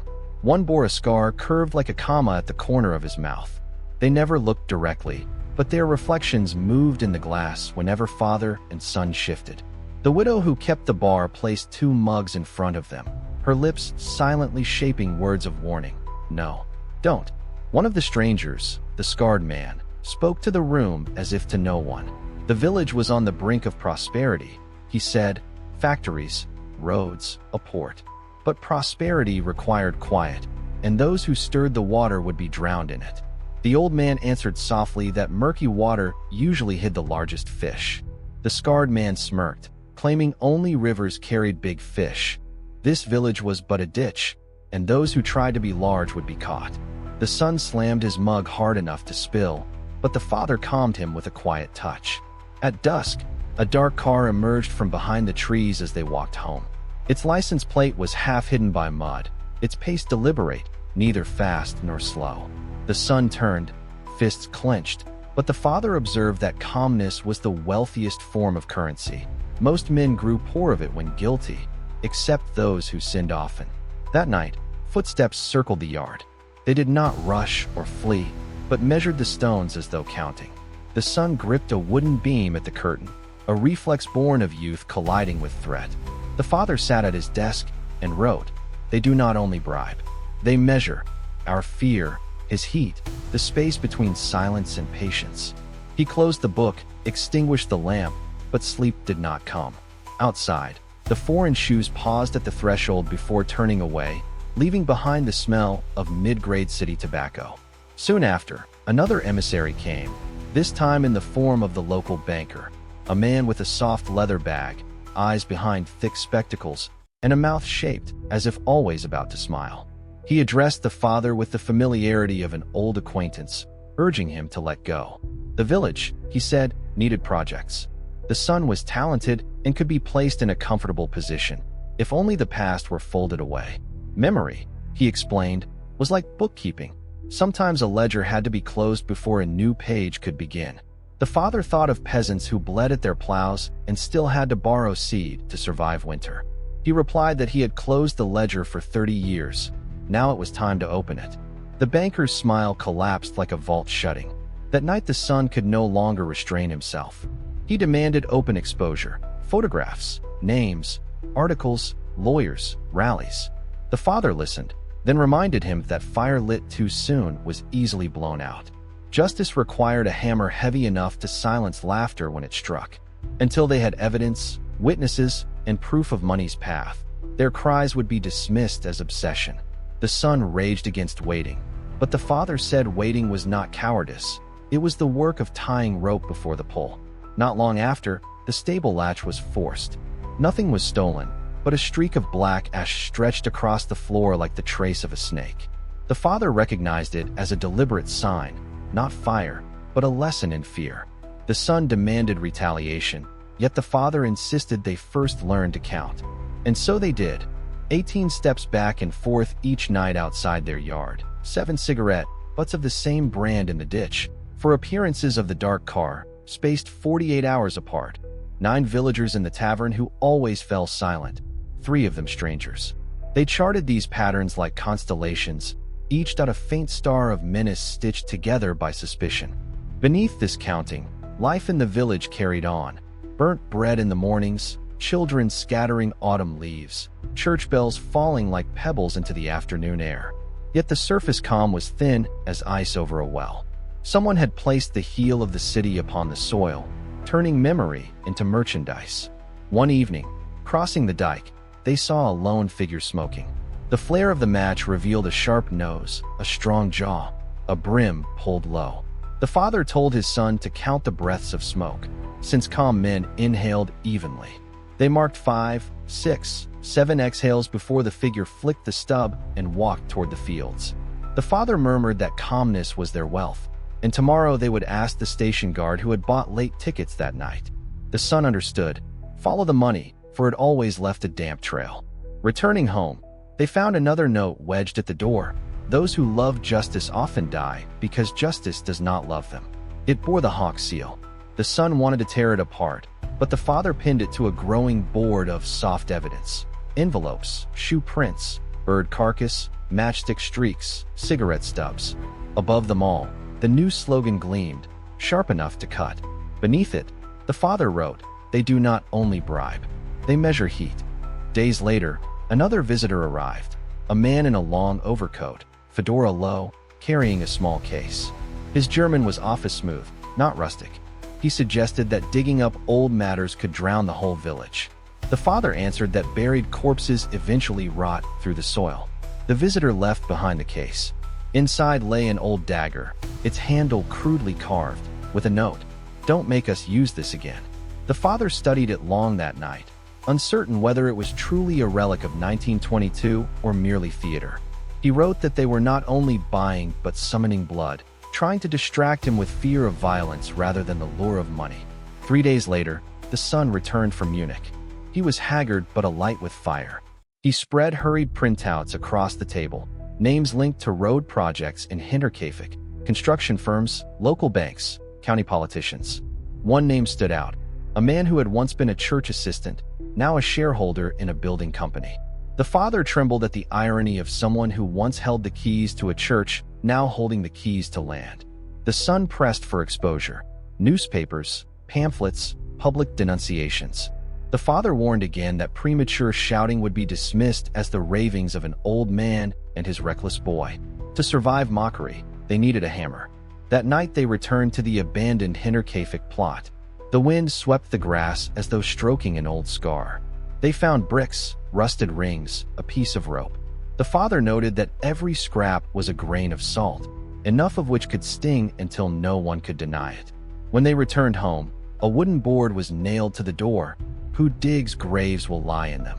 The son smashed it, but the father kept the fragments as another brick in his growing wall of indictment. He wrote that threats themselves were proof that someone feared. The son then sought out a journalist in Munich who admitted belief but refused to publish without legal evidence. Lawsuits could destroy the paper, he explained. Disappointed, the boy returned home. The father reminded him, they still lacked the hammer. Waiting was not silence. Waiting was weaving rope. The son scribbled beneath his father's words, "Waiting is not quiet. Waiting is knotting the net." Night after night, they gathered the fragments, a dagger, notes, footprints, names, cigarette ends, a board of threats. The father mapped them with red string, forming a web. At the center he wrote a single word, land. He defined the hidden hand as that which never appears in records but always sits at the dinner table. Later, another message was left at their door, this time in the form of a briefcase containing nothing but silence and menace. The father realized the game had shifted. The hidden hand was no longer merely buying or threatening. It was rehearsing the sound of blood. Yet with each act, with each scrap of evidence, they were binding another strand of the net. The son prepared to return to Munich with lists and fragments. The father warned him not to disappear too suddenly, since absence itself could be measured. He left by back roads, deliberately leaving muddy tracks, while his father observed from afar until the train vanished behind leafless trees. Alone, the old man rearranged the soft evidence into a network, each piece pinned and linked, each line tightening. That night, as he closed the ledger, He heard not the wind but the faint jingle of metal outside the gate, keys or a folding knife. The circle of darkness was drawing in, but within it there was one point that did not yield: the decision to endure, to wait, to strike only when the hammer was ready. And at the close of the page, the father wrote a final sentence: "The hidden hand is not invisible. It is only accustomed to the dark. Once we learn to live in the dark, we will see it as clearly as daylight." Rumor in the press. That morning the fog lay over the village like heavy cloth. Roof tiles, branches, the faint paths cut across the fields. Everything floated inside a milky white that erased edges and borders. The church bell came through as a dull, mist-lost sound, as if rung from farther away than its own tower. In the kitchen, the father wrapped his thin hands around an old brass kettle and listened for the quiet bubbling that kept a rhythm of ordinary life. It was the last small stability he had, until the door pounded as if someone were being chased to the threshold. He opened it to find the tavern widow, cheeks burned red by cold, her breath making little clouds. She didn't greet him. She pressed a damp-inked newspaper into his hand and murmured that he should read it and he would understand. Then she hurried off, almost running, as if one more second in the company of that paper might invite misfortune. He carried it to the table and sat. Across the front page, wedged between potato prices and the new train schedule, a black headline drove down into memory like an axe. It announced that the blood of Hinterkaifeck had become an old man's obsession and that the town's current police chief was gouging at wounds the village had tried to heal. The lead implied that while the region rebuilt factories and opened roads, he had chosen to drag everyone back into a bloody past. 32 years had gone by, the article argued. The case should sleep with its graves. It reminded readers that the young officer of 1922 had turned away on the fateful night and now returned dragging his son into the fever. He read slowly, feeling weight gather in his chest as the column sank lower. The reporter revived the rumor from 1915, the one about incest between the farm owner and his daughter, that Shadow the village had shuddered at and buried. The piece then insinuated that the young officer had known, but kept quiet to shield the village's honor. The last sentence was a knife. It said that for 30 years he had not pursued a killer, only the absolution of his own silence. His hands shook, the paper trembled with them. The room seemed to tilt. Faces from 1922 bloomed up, the farm wife with eyes fixed open, the child hauled from the cold outbuilding, blood-slick hands, and, above all, the fear that had frozen his legs on the stairs. A single article had turned his return into a farce and made him a traitor to justice. His son came in with coat wet from fog and saw him sitting as if emptied. One glance at the page was enough. The boy skimmed the column, and color rose in his face. He declared that the piece was slander and said he would write a rebuttal, send it to Munich and Augsburg, attach diagrams, behavioral analyses, and show that this was not an old man's delusion. The father held on to calm and told him that silence, for the moment, was the last shield. The son demanded to know whether they would allow the lie to stand. The father answered that he remained silent so the liars would expose themselves. Lies lived on wind, and the more one argued, the more wind they caught. But the wind was already up. At the market, the fish sellers clustered and whispered, their eyes sliding as they said the old man had gone mad and had never accomplished anything, and now he was disturbing the dead. The blacksmith made sure a group of boys heard him recount how pale the officer had been that night in 1922, and said the newspaper had finally printed what everyone knew. Children invented a sing-song in the schoolyard about a trembling old man meeting a ghost in the attic and falling off a ladder. Their laughter pricked like needles. In the tavern, someone drew a caricature, the bent police chief peering at a mouse with a magnifying glass while the village yawned behind him. Crude lines were enough to make a roomful of drinkers roar. A man with a full belly slapped the table and announced that this was the old man's idea of justice, chasing ghost rats. Even the pulpit took its turn. The priest, in a weighted voice, preached that some souls chained themselves to guilt and dragged the community down. Forgetting, he said, was the path to forgiveness, and those who refused to forget resisted God. People nodded and murmured that it was obvious whom he meant. Rumor did not stop at church doors or stalls. It slid into kitchens at supper time. Children asked their fathers whether the old policeman had seen a demon and run. Men at tables laughed and said the demon only had to grin to make that officer drop his gun. The son heard it all and came home boiling. He hit the table and said he could not endure it, that his father might stomach humiliation, but he could not, that they had been turned into clowns. He announced that he would find a reporter and drag him into the square. The father, hollow-eyed but firm, told him that the boy believed justice was a sword when in fact justice was a whetstone. Swing too soon, and the blade snapped. The son said that such caution was only cowardice. The word landed like an axe that split space between them. They were no longer father and son shoulder to shoulder. They had become two beliefs turned against each other. Patience on one side, defiance on the other. Night fell. The father sat alone under the flicker of the oil lamp. His shadow stretched on the wall like a crack. He opened the leather journal with a hand that still shook and wrote that he was not being killed by a gun, but by laughter, that it was slow and it hurt, that his son wanted to shout while he wanted to keep still, and that justice watched, two flames out of time with each other. Outside, the children's rhyme grew a new stanza about a trembling father and a loud son, both doomed to lose. It stung like salt. He lifted his head and told himself to let them sing. He would learn what fed their fire. Before sunlight could punch through the fog, father and son stepped into the street. The air felt clean but was thick with invisible whispering. Eyes in the village changed expression, not mere curiosity now, but open ridicule. A group of farmers resting in the ditch whistled as the old man passed. One of them called out that the officer should be careful. A creak might make him think the dead were returning. Laughter rolled after them like thrown stones. The father kept a steady pace. The son's fists blanched and his eyes sparked. The father's hand tightened on the boy's arm, a reminder that silence could be a way to live through a storm. The boy swallowed it, but the anger didn't cool. In the market, rumor became accusation. The butcher brought his cleaver down on the block and suggested that perhaps the old man had done the killing and was now staging a performance. The vegetable seller added, loudly enough for them to hear, that the incest story from 1915 was surely true if the paper printed it.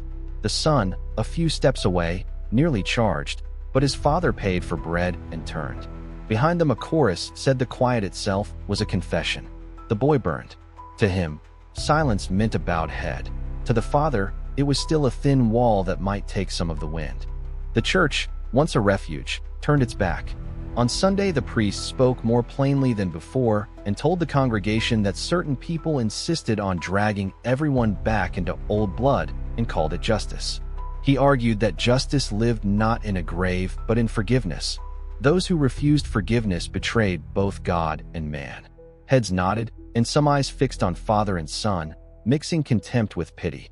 Outside the gate the boy said, through teeth, that he would write and speak because they could not remain under a boot of mockery. The father stared past the trees and told him that speaking now was shouting in a storm. Sound would be torn apart. The son answered that this sounded like the same mistake as in 1922, that the father had kept quiet when he should have spoken and was doing it again. The old man reeled inside.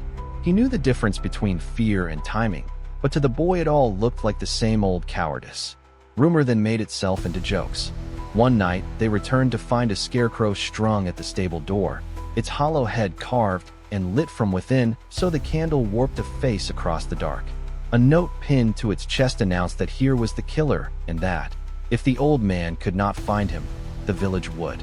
The son ripped it down and crushed it with his heel, swearing that he would march to the newsroom and expose the writer. The father warned that such a scene would only give the mob a fresh comedy titled The Obsessed Father and Son Wrecked the Press, and that laughter could kill faster than knives. The son said that silence could kill trust. He slammed his door hard enough to shake the frame. The father sat among scraps of paper, old photographs, a frayed length of rope, a stained knife. The lamp threw his shadow up as a hunchbacked figure. He wrote that he was being tried, not in court but in the village mouth, and that this court required no evidence, only laughter, and that laughter weighed more than a whip. He looked at the shaky outline on the wall as if his younger self had returned, empty-handed and terrified. A summons arrived from the county. In a meeting room, the father faced a well-pressed young functionary with bright tie and formal smile. The official said the article had caused a stir and that higher-ups had asked the old chief to restrain himself. People needed peace, the man said, and personal obsessions should not be allowed to disorder a whole region. The father's answer was hoarse but firm. The dead were not at peace. So how could officials call this peace? The functionary shrugged and reminded him that people believed what they read. The press, he said, was a mirror, and anyone who didn't want to see a distorted face should avoid standing in front of it. The father saw the politeness covering a cold center and knew that their justice was only a casing for order. He left with his shadow long on the corridor floor, quiet but set. On the way home, for the first time the boy walked beside him without words or heat. The silence felt different, thick, weighted, the kind that cracks somewhere inside but makes no sound. They sat at opposite ends of the table with the oil lamp between them, its light dividing the room into an old patience and a new fury. Neither spoke. The clock ticked like a chisel tapping a headstone. The father added a line to the journal saying that they shared a roof, but justice had split the table, that he waited while the boy wanted to shout, and that between those extremes the truth sat mute and smiling. That night, he listened to laughter drift from the tavern, to children's chants, to murmurs of late shoppers, each sound calling his name without speaking it, all of them merging into a verdict that required no judge. Days rolled, and the village became a market fair of rumor. People added details as if they had seen them with their own eyes. An old woman swore she had heard crying from the farm that night and watched the young officer run. A man inserted himself to say someone had claimed the officer met the killer and was paid to keep silent. Each sentence packed another layer of mud onto his name. He no longer needed a newspaper to be condemned. The village did the work. A second caricature appeared at the tavern. This time he was a jester with a floppy cap covering his eyes, tapping a cane across a field full of footprints while a grinning demon behind him shielded its face, as though to say the man would search forever and never see it. Drinkers laughed, poured, pounded the table, and beat time with spoons to the children's chant. The pulpit hardened further. The priest announced that some insisted on dragging the community into old blood and dared to call it justice, when true justice lay in forgiveness. Anyone who refused forgiveness, he said, betrayed both God and neighbor. Listeners nodded and some muttered that the father was dragging his son into a mad spiral. The boy felt like fire sealed inside a jar. He told his father he would not remain silent. If the father chose quiet, that was his choice, but the son would speak because silence had turned the father into an accomplice and the son into a joke. The father said the boy still didn't understand. Shouting at that moment would feed the blaze, not put it out. It would not save the father or justice. It would only burn the son. The boy answered that years of quiet had produced nothing. He would not wait another 30 to write neat lines in a notebook. He stormed out. The tick of the clock sounded like a mallet on stone. Even gifts arrived with malice. One evening a small parcel sat on the threshold. Inside lay a rusted curved knife and a note sneering that if the old man needed evidence, he was welcome to invent some with this. The son shook with rage and hurled the knife away. The father wrapped it in cloth and placed it with the other items. He knew it was no murder weapon, just a cruel joke, but he kept it the way one keeps a wound to remember. By the next day, a knot of youths stood in the lane and blocked their way. One performed a pantomime of shaking, pretending to drop a gun. The chorus rose, shaky-handed officer, over and over. The son nearly swung at them. The father dragged him through the jeers and took the blows of words on his back without stopping. Rumor climbed up the administrative ladder as well. A second letter came from the county, colder this time, warning that his actions were causing social instability and that he must stop or face legal and political consequences. The father smiled a thin smile and noted in his book that the officials did not want justice. They wanted quiet, bought with burial. That once he had kept silent from fear, and now they wanted him to keep silent from fear again. But he did not shake anymore. On another night the boy sat at the window and said that the quiet felt like a noose. He would rather be cursed for shouting than mocked for being mute. The father answered that shouting only ripped one's voice while the crowd laughed harder, and that time was the only solvent for this kind of laughter. The boy laughed bitterly and demanded to see what time had ever delivered. He left, and his figure dissolved into fog. The father wrote his last line of the day. He was not killed by knives, but by laughter. The boy was not killed by knives, but by silence. One bled while shouting, the other bled while keeping still. Justice sat between them and still said nothing. The tiles outside sweated with cold. Father and son faced each other across the lamp, even after morning pushed at the windows. The room was bright and still dark. In that light, they saw the same fact. The laughter outside had cut a trench between them. It was invisible to the eye, and already a chasm. By late afternoon, the fog thinned to a pearl film, and the village resumed its chores with a new appetite for spectacle. The father felt how quickly a headline fermented into chorus and then into custom. Laughter was becoming a civic habit. He also noticed the quieter movements underneath, the way a shopkeeper lowered her eyes when he paid, the way a farmhand paused with the milk pail and then kept walking, the way a child stopped mid-rhyme when his gaze lifted. The mockery was loud, but a frail hesitation threaded through it, like a hair across a lens. He turned to the work that did not answer to crowds. On the table he spread clippings, council notices, funeral registers, and the list of names the son had carried back from Munich. He copied dates by hand, added weather and lamp notes, as if anchoring each event to something heavier than rumor. Between entries he wrote small verdicts for himself, that a lie repeated in chorus thickened into mud, that mud hardened into a road if no one kept stirring it, that his task was to keep turning the soil until the bones showed clean.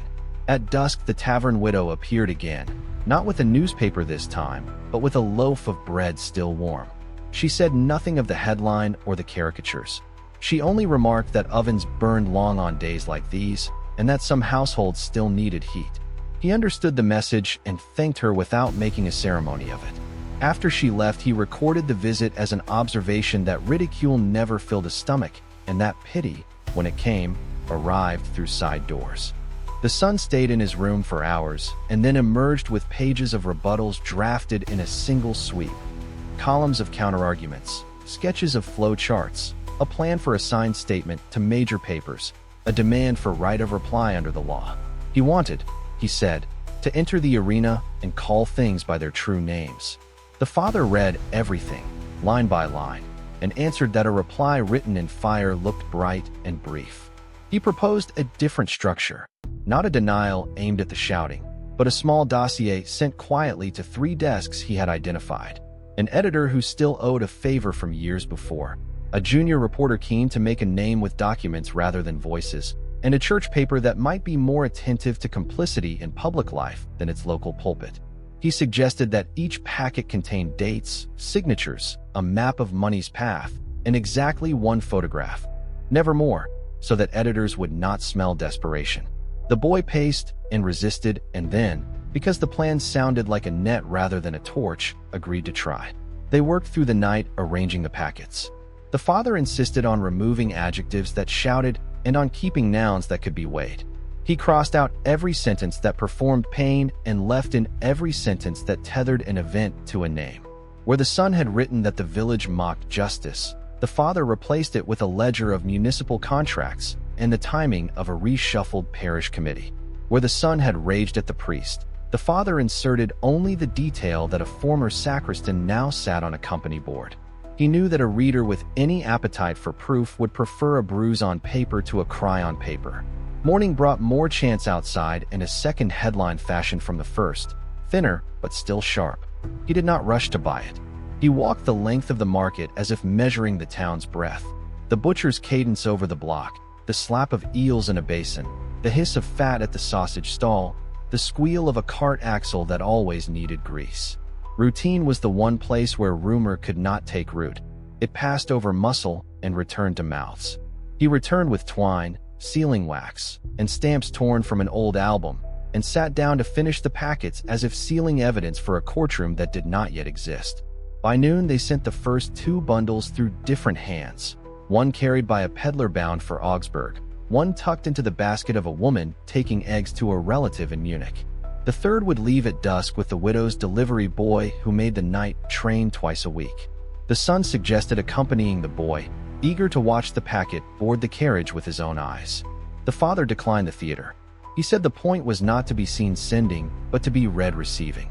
That evening the village staged a fresh round of pantomimes. The jester at the tavern now wore a cardboard badge shaped like a star, and the demon behind him poured beer from a toy chalice. The boy stood at the window with the curtain half open and asked if restraint still counted as virtue when spectacles set the price of truth. The father answered that restraint was not virtue but strategy, a way to buy time at the rate of humiliation per day. He added that time, badly spent, became rot. Properly spent, it became rope. After midnight, a stone clicked against the shutters and skittered to the path. The boy flung the window up to look. The yard was empty. In the morning, the father found a small smear of ink on the stone and a clipped phrase from the same newspaper pasted to it with flour glue. He pinned the scrap under the others and labeled it as a measure of temperature, not a fact. Beneath the board, he taped a new note for himself, that even malice left fingerprints, and that the economy of hatred spent words where money preferred silence.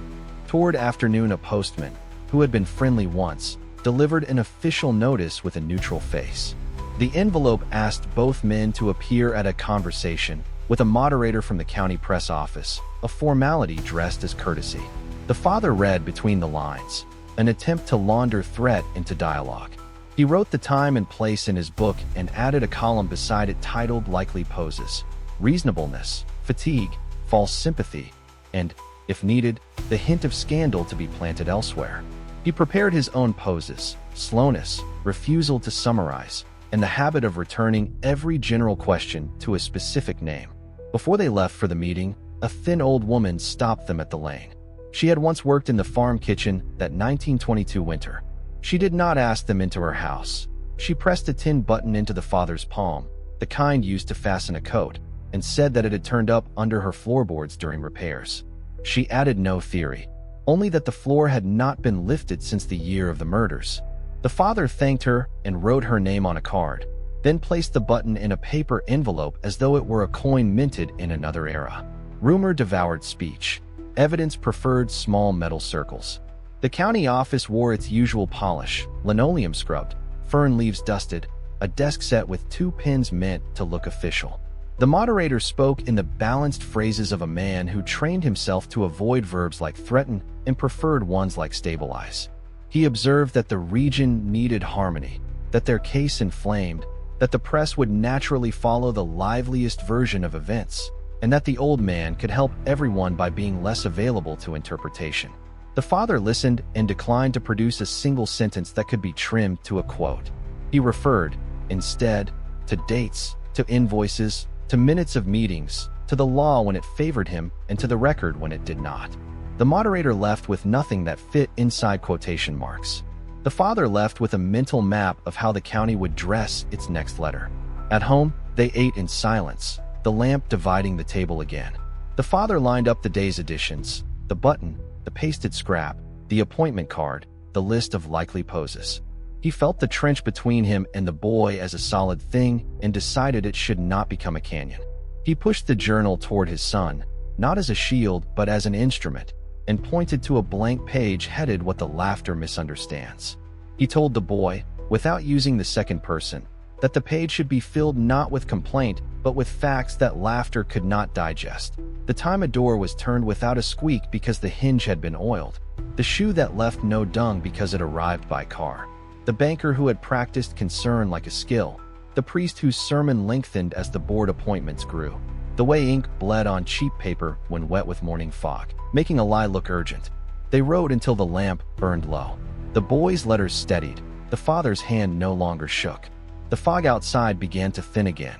Somewhere in the village, the jester's cardboard hat tore and fell off, and drunk men lost interest in glue and scissors. On the board, the red threads tightened slightly around the center word, land, as if a knot had accepted one more turn. When they finally stopped, the father marked the lower margin with the day's last sentence. That ridicule was a weather system rather than a verdict, that it passed, and that when it passed, the ground underneath would remember where water had pooled. By the following week, the storm of rumor had swollen into its own economy. Caricatures were redrawn on tavern walls, copied into margins of school notebooks, repeated as jokes at the blacksmith's fire. Each version sharpened or twisted details, the father's knees trembling, his lantern snuffed by phantom wind, his son scribbling nonsense in books. These images circulated faster than any printed article. Laughter had become currency, and everyone paid with it. The father noticed something subtler. Some villagers laughed too quickly, as if performing the ritual. Their eyes did not match the sound. A farm wife who joined in a jeer later slipped him a crust of bread. A carpenter, who hooted with the rest at market, muttered under his breath when passing by, "Don't stop writing." Such gestures did not erase the noise, but marked fissures within it, like small cracks in a mask. The packets they had sent to the cities traveled quietly. No immediate reply came, but they learned from a shop ledger that a parcel had indeed been logged at Augsburg station. The son clung to this as proof of movement. He began drawing timelines on paper, one column for rumor, another for evidence. The rumor column grew fat with quips and insults. The evidence column added only buttons, scraps, and witness names. Yet he saw that even thin columns could extend far if they held their line. One night, returning from a survey of the abandoned farm, they found another effigy tied to the gatepost, a scarecrow with a paper mask painted in crude red. Pinned to its chest was a flyer torn from the same newspaper, with the headlines circled in black ink. The son ripped it down, furious, but the father placed the fragments on the evidence board. He remarked that every threat betrayed its author by the choice of ink, the kind of rope, the handwriting that leaned left instead of right. Hatred, he said, was never anonymous for long. The following day they met with the widow again in the tavern's back room. She confessed that 3 men had visited her, warning against serving the father and his son. She had ignored them, but one had left behind a stub of cigarette, same brand as those found near their yard. The father pocketed it carefully. He noted in his journal that rumors starved on paper but fed on smoke, and smoke could be traced to its pack. Meanwhile, the county office issued another reminder letter, this time colder, threatening loss of pension if the investigation continued. The father read it aloud without anger. He pinned it beneath the caricature and labeled both forms of mockery, official and popular. He told his son that laughter from crowds and decrees from offices were 2 dialects of the same language. Both tried to bury rather than answer. The son's frustration boiled. He drafted a manifesto demanding justice, naming names, and threatening exposure in Munich streets. He wanted to scatter copies across the village square. The father reviewed it slowly, crossing out every exclamation, every flame word, until only plain sentences remained. He suggested holding it back until at least one outside editor responded. The boy slammed his fist, accusing him of repeating the paralysis of 1922. The father endured the blow of words without reply. Later that night he wrote, "My silence then was fear, my silence now is scaffolding.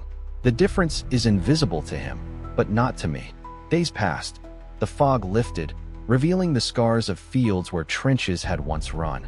Rumors still echoed, but the first replies trickled in. A short note from Augsburg, receipt of documents, under review. A discreet line from a church paper in Munich, interest in financial records, request for corroboration. Small signals, but enough for the son to breathe differently. He still burned to answer every insult, yet his eyes no longer carried only rage, they carried focus. One evening, while villagers in the tavern sang the rhyme about the old man on the stairs, the father and son walked past in silence. Behind them, the chorus faltered when someone asked too loudly who had first written the rhyme. Nobody knew. For the first time, doubt had brushed the performance. The father recorded the moment with precision. A rumor without a parent begins to wither. That night, he added another rule to his growing list of methods. 1. Do not answer laughter. 2. Do not rush the hammer. 3. Collect what smoke leaves behind. 4. Remember that even lies exhaust themselves. He signed his name beneath. The son signed too, grudgingly. Between their names the lamp flame flickered, making both signatures shake as though written by the same hand. Spring crept in quietly, but the village did not thaw with it. Rumor had become its own season, heavier than frost, sharper than rain. By now, every errand outside meant running a gauntlet of whispers. When the father fetched bread, he felt eyes behind every shutter. When the son lingered near the post office, men spat on the ground as if clearing their throats of his name. Yet among the barbs, traces of unease emerged. Some villagers wondered why the county office sent reminders if the matter was so unimportant. Others muttered that mocking a man endlessly made the joke feel rehearsed, not natural. The son seized on these cracks, pressing the father.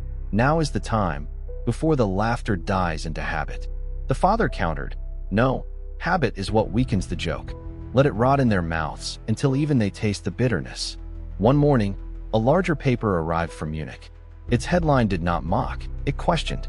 Why does a murder 30 years cold still spark fear in Hinterkaifeck? The article was brief and signed, but its existence shifted the air.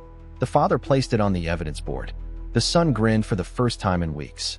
You see, they've begun to smell the rot. The father only nodded, writing in his ledger, when capital notices a corpse, it is not out of pity, but because the odor has reached the marketplace. The response from villagers was split. Some scoffed louder, as if to drown out the suggestion that the case mattered. Others fell quiet, unwilling to be caught on the wrong side of a story that might spread beyond their borders. Silence, the father noted, was a second kind of rumor, less noisy, but more dangerous. The next days brought a parade of gifts. A bundle of rope left on their doorstep. A child's doll with red paint on its face, nailed to the barn. A dead crow hung from a tree branch outside their window. Each was added to the board, pinned like specimens.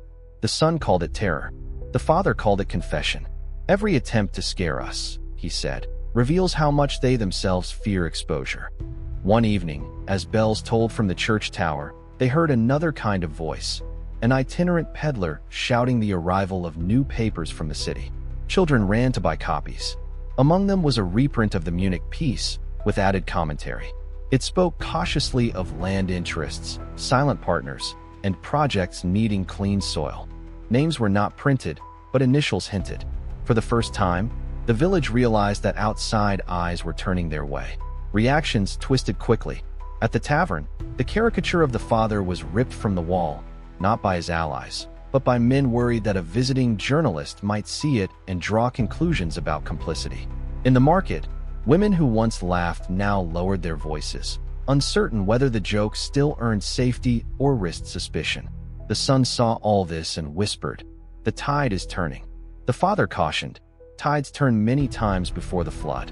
Do not mistake the ripple for the wave." Still, momentum had shifted.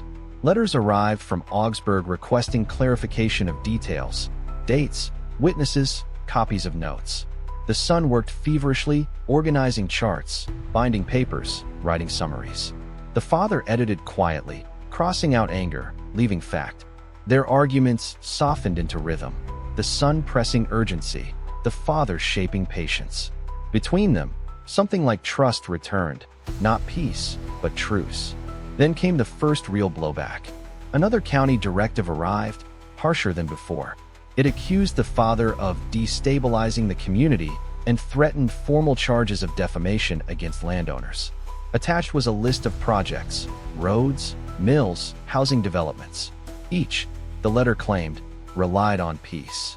The implication was naked, persist, and they would be branded enemies of progress. The father pinned the document to the wall. Beneath it, he wrote a single line. Progress that needs silence is not progress, but burial.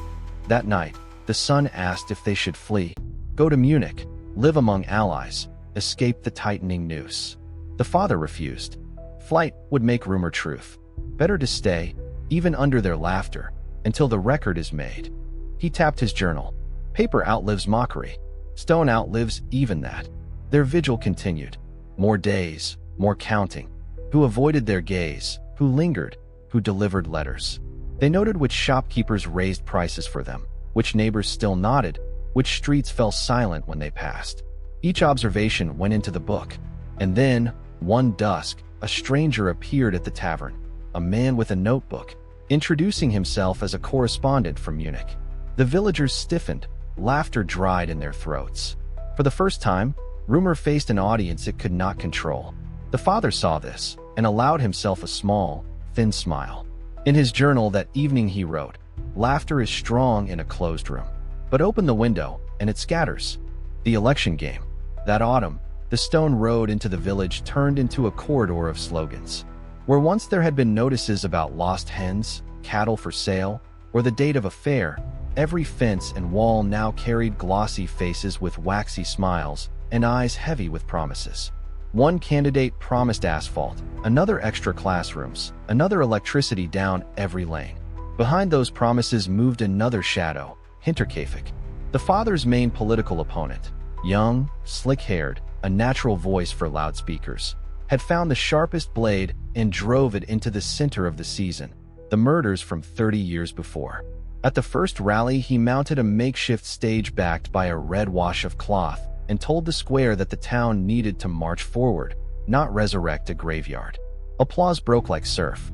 Then, milking the cadence, he insisted that while the region labored for the present, someone else was digging up corpses to harvest votes, asking people to remember blood so they would forget his own failures.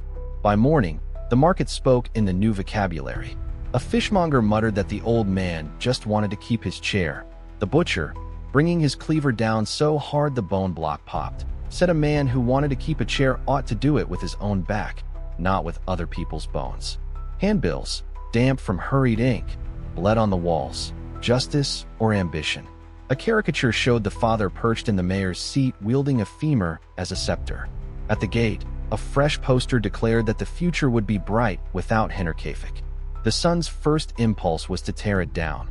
The father stopped him, saying destruction only multiplied copies, and that once people had turned blood into a slogan, the only way through was straight through. The village sorted itself into two camps. The father's supporters were sparse, mostly the older ones who still felt that winter in their bones and never walked the field without a prickle in the spine. They said, softly, that at least he had chosen to face what others pretended to forget. The opposing camps swelled like floodwater, especially with the young, factory-hungry, job-hungry, eager to pave over graves for progress. In the tavern, a chorus lifted mugs and chanted about a chair made of bones. The room echoed with laughter. One night the son spread a fan of handbills across the kitchen table. His eyes were raw from lack of sleep, his voice tight but controlled. The leaflets had turned the case into a prop. He wanted to answer in kind. The father told him politics was a bog and that justice could not share a table with slogans. The son countered that silence looked like an admission. The father had no immediate answer. A stair's old creak swelled in his ears, the smell of hay and the stopped legs of 1922 returning with the force of a bodily memory. He had been quiet then. The village shouted now, and he was quiet still.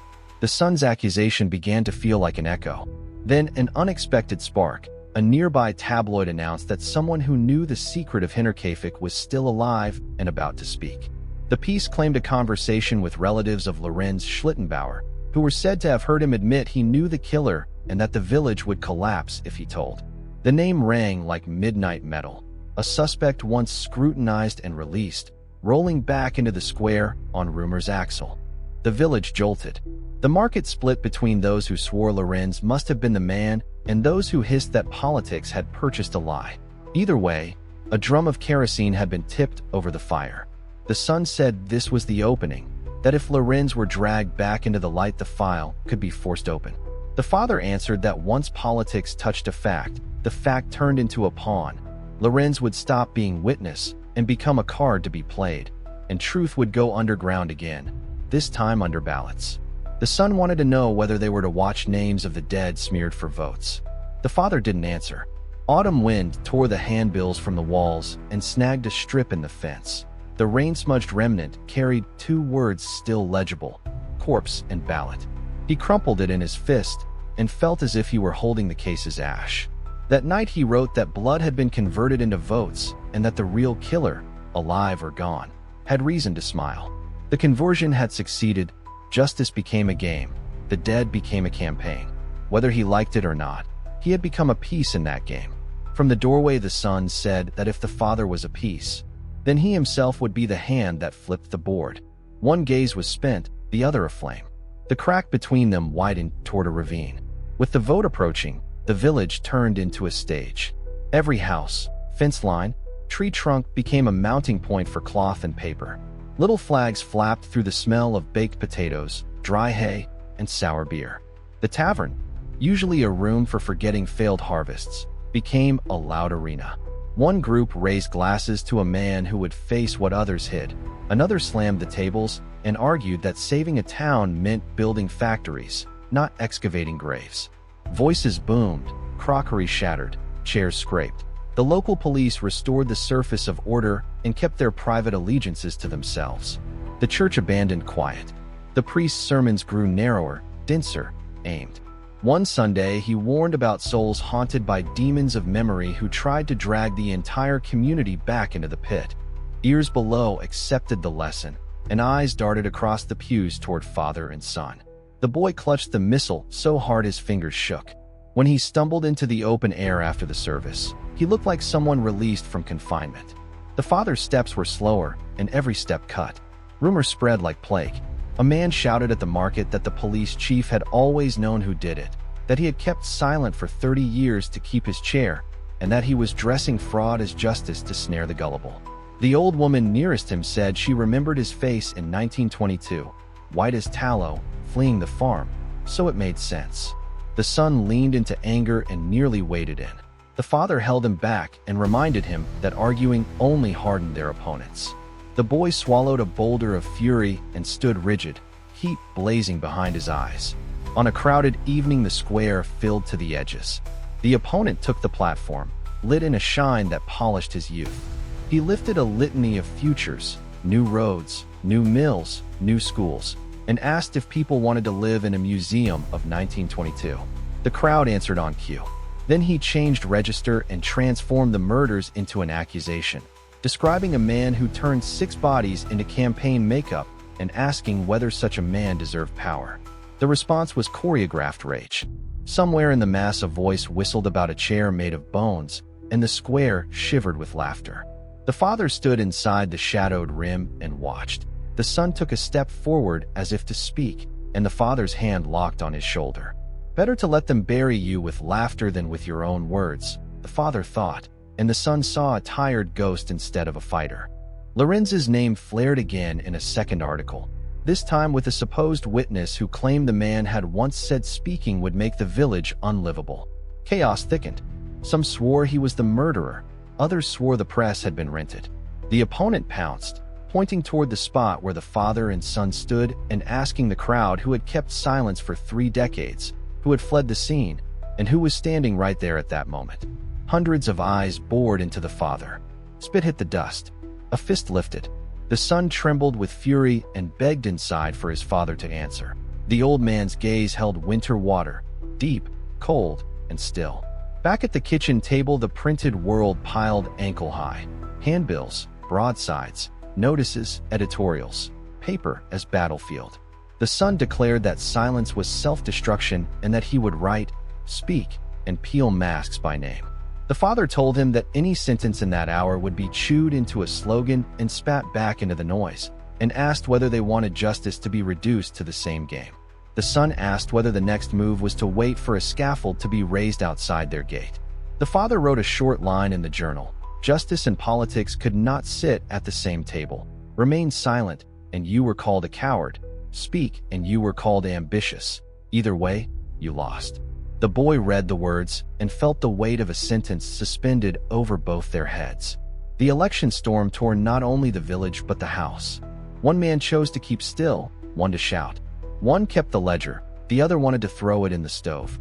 Somewhere between them, the true killer might have been smiling from the 30-year dark, pleased to watch 6 bodies turned into counters for a dirty game. As the last week compressed, the village breathed slogans. Old paper peeled and showed older ink beneath, like a palimpsest of appetite. Shoppers stopped with baskets and argued policy in the place where they once debated weather. They repeated lines so many times they forgot whether they believed them or just liked the sound. The father walked the market and felt the scrutiny on his shoulders. He no longer caught exact sentences, only the blend of hiss, whistle, burst laughter, an orchestra of contempt. Each step added a pebble to his shoe. Beside him, the son moved with the tightness of someone braced for collision. The anger in that young face had cooled into coals. Rallies multiplied. Loudspeakers rasped from morning into night, metal scraping metal, the roar underneath constant. The opponent's oiled grin became a brand for a future that bragged about being grave-free. Whenever he nodded at the past, the square rewarded him with a trained laugh.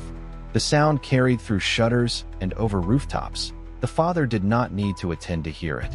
He sat at the table with the lamp shaking and wrote, not to rebut, but to preserve, a record of deformation. Lines stacked until the margins surrendered. The page looked like a lung with no breath left. The son worked the other desk, building charts and arrows that could not find purchase in a world reduced to banners. Quitting would have meant burning the last scrap of belief. Continuing meant building a staircase in fog. The conflict carved grooves in his movements. A snapped pen, a crushed page, a chair dragged across the floorboards. Night brought a hush that amplified the clock. The father saw a wet scrap on the fence with only 2 words left, corpse and ballot, and felt what he had already written harden. The case was no longer a case. It had been kneaded into a token by those who'd never touched the floorboards. If the killer still breathed, he was laughing. If he had gone to ground, his shade laughed with the crowd. The vote arrived. The square thrummed with bodies and paper dust. Names boomed from the speaker horn, threaded with laughter. Each ballot hit the wooden box with the sound of soil hitting a casket. The father stood at the rim without a ballot. The son closed his hand into a fist that held back a shout. Neither spoke. They listened to the animal pulse of a machine swallowing truth.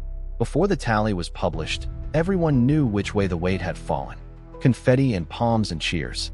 The father turned away and walked home, bent like a man carrying winter. The boy followed with a heavier tread, his anger not blazing now, but hollowing.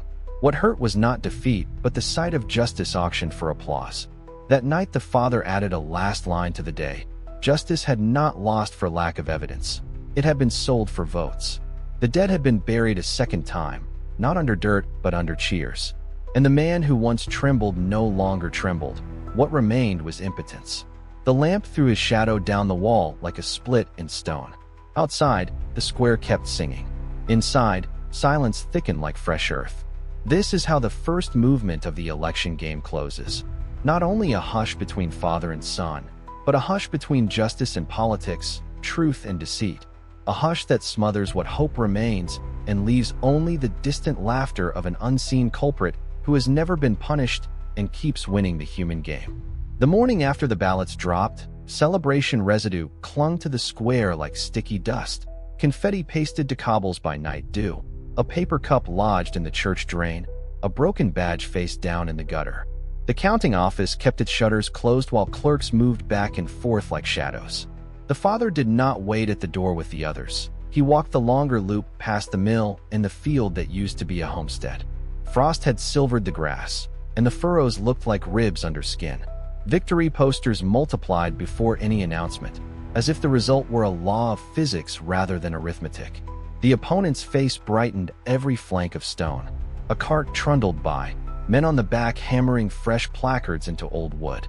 One of them waved as if the wave itself had weight enough to decide. The father noted the overconfidence and entered it in the journal as weather, not evidence. By noon the county office staged its ritual. A clerk with hair too carefully parted stepped into the sunlight, holding a sheet of paper as if it were sacrament. Numbers were read. Cheers came in trained bursts. The opponent's camp hoisted him, his polished shoes pointing at a sky already the color of early winter. The father watched from the edge. He had not expected a different figure. What interested him was the way the sound enfolded the silence between claps, the way some faces looked relieved rather than joyous, as if election itself had been a fever everybody wished to see break. The boy drifted toward the crowd, and then back again like a tide that refused to commit to the shore. What the father had feared settled across the son's features. Not shock, not even rage, but the slow cooling recognition that the rules were rigged for volume. He did not speak. He marked the moment with a nod that said he would store it as fuel. The new administration wasted no hours. Within days, a bulletin announced a civil harmonization campaign, the first step being a review of disruptive proceedings. The language did not name the father, but the village knew who was meant. Another notice described a task force for infrastructure partnerships, led by figures who had, until recently, led committees in the nave. You did not need a magnifying glass to see the scene between altar and concrete. The father collected the pages, smoothed their creases, and filed them under one spine. When victory seeks speed, look for the debt it has to pay. He sniffed the ink and decided it came from the same small press that printed the handbills. Economies of convenience left similar smells. The press from Munich, the one that had run the cautious piece in Chapter 5, returned to the village with a correspondent who carried his notebook like a discreet weapon. He did not announce himself in the square. He sat in the tavern at an unremarkable table and asked for names as if asking for salt. The bartender's shoulders rounded into a shrug that signaled neutrality. The widow brought beer without comment, but her eyes touched the father as she set the glass down, a touch that said, "Here is your window. Do not push your whole body through at once." The correspondent listened more than he spoke, which made people talk. He collected rumors the way children collect coins, not for spend, but for sorting later by mint and year. He had come on the scent of land, who owned, who lent, who stood to pave, and he understood that the murder story was less an answer than a solvent that loosened tongues. He asked the father nothing on the first day. On the second, he walked the field and measured with his gaze the distance between the abandoned foundation and the surveyor's stakes that had appeared like thin bones on the horizon. In the house that night, the son argued for handing over everything: bank names, minutes, the list of initials that lined up too neatly to be coincidence. The father insisted on an older method. He would offer one proof at a time and note what came back, which phone lines crackled the next day, which clerk moved to a different desk, which sermon lengthened by a paragraph.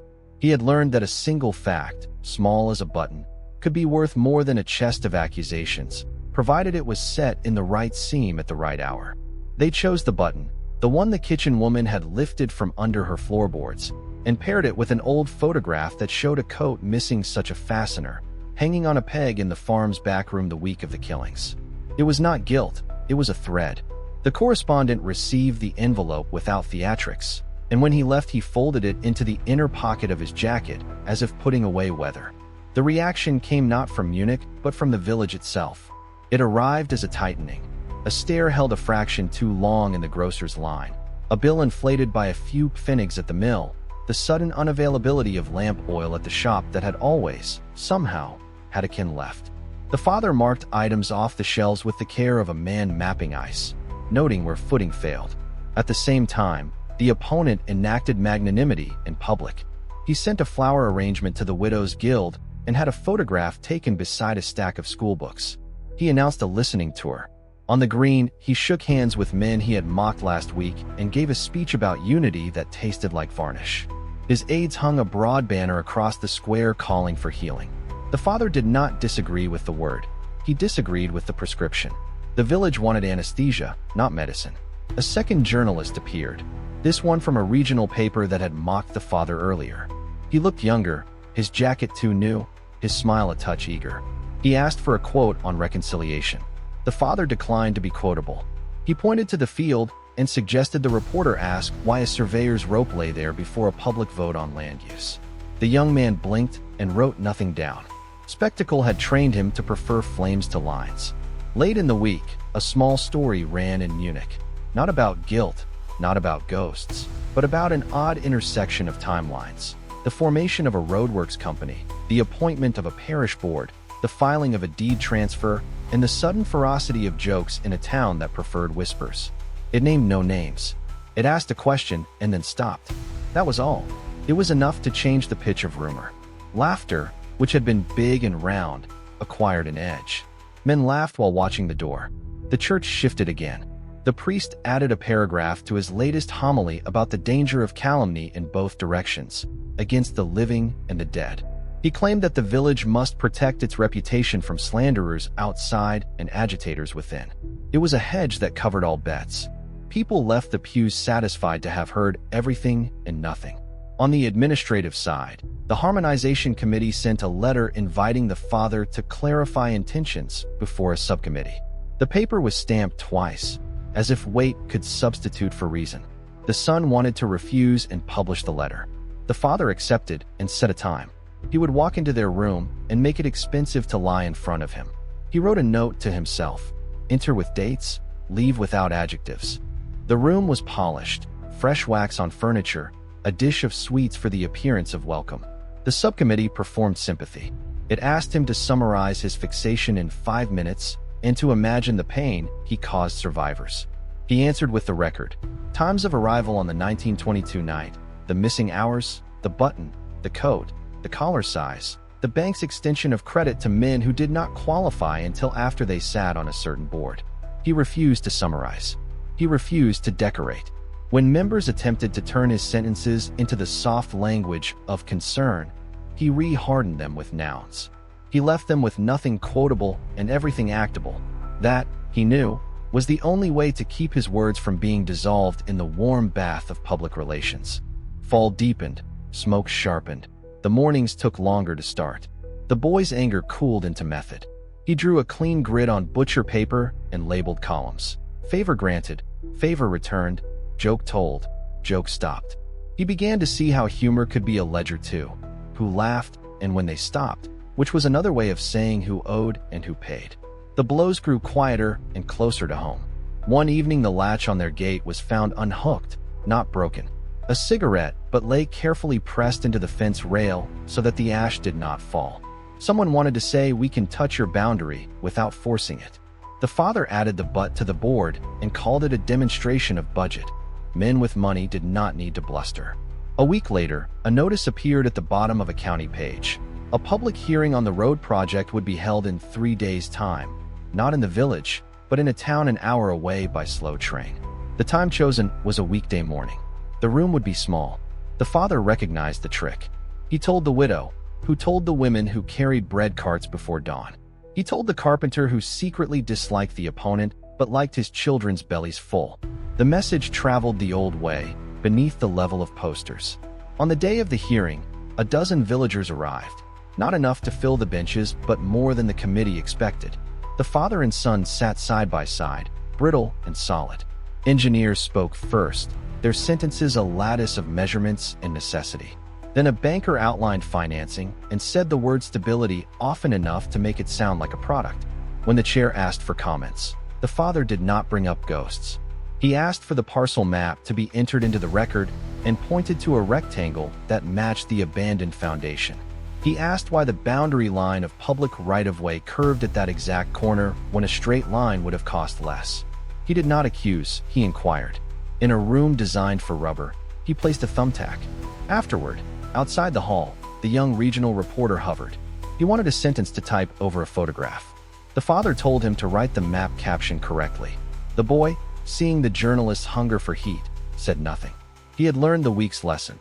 A flame at the wrong pressure only fed the other side's stove. The hearing produced no miracle, but it produced friction.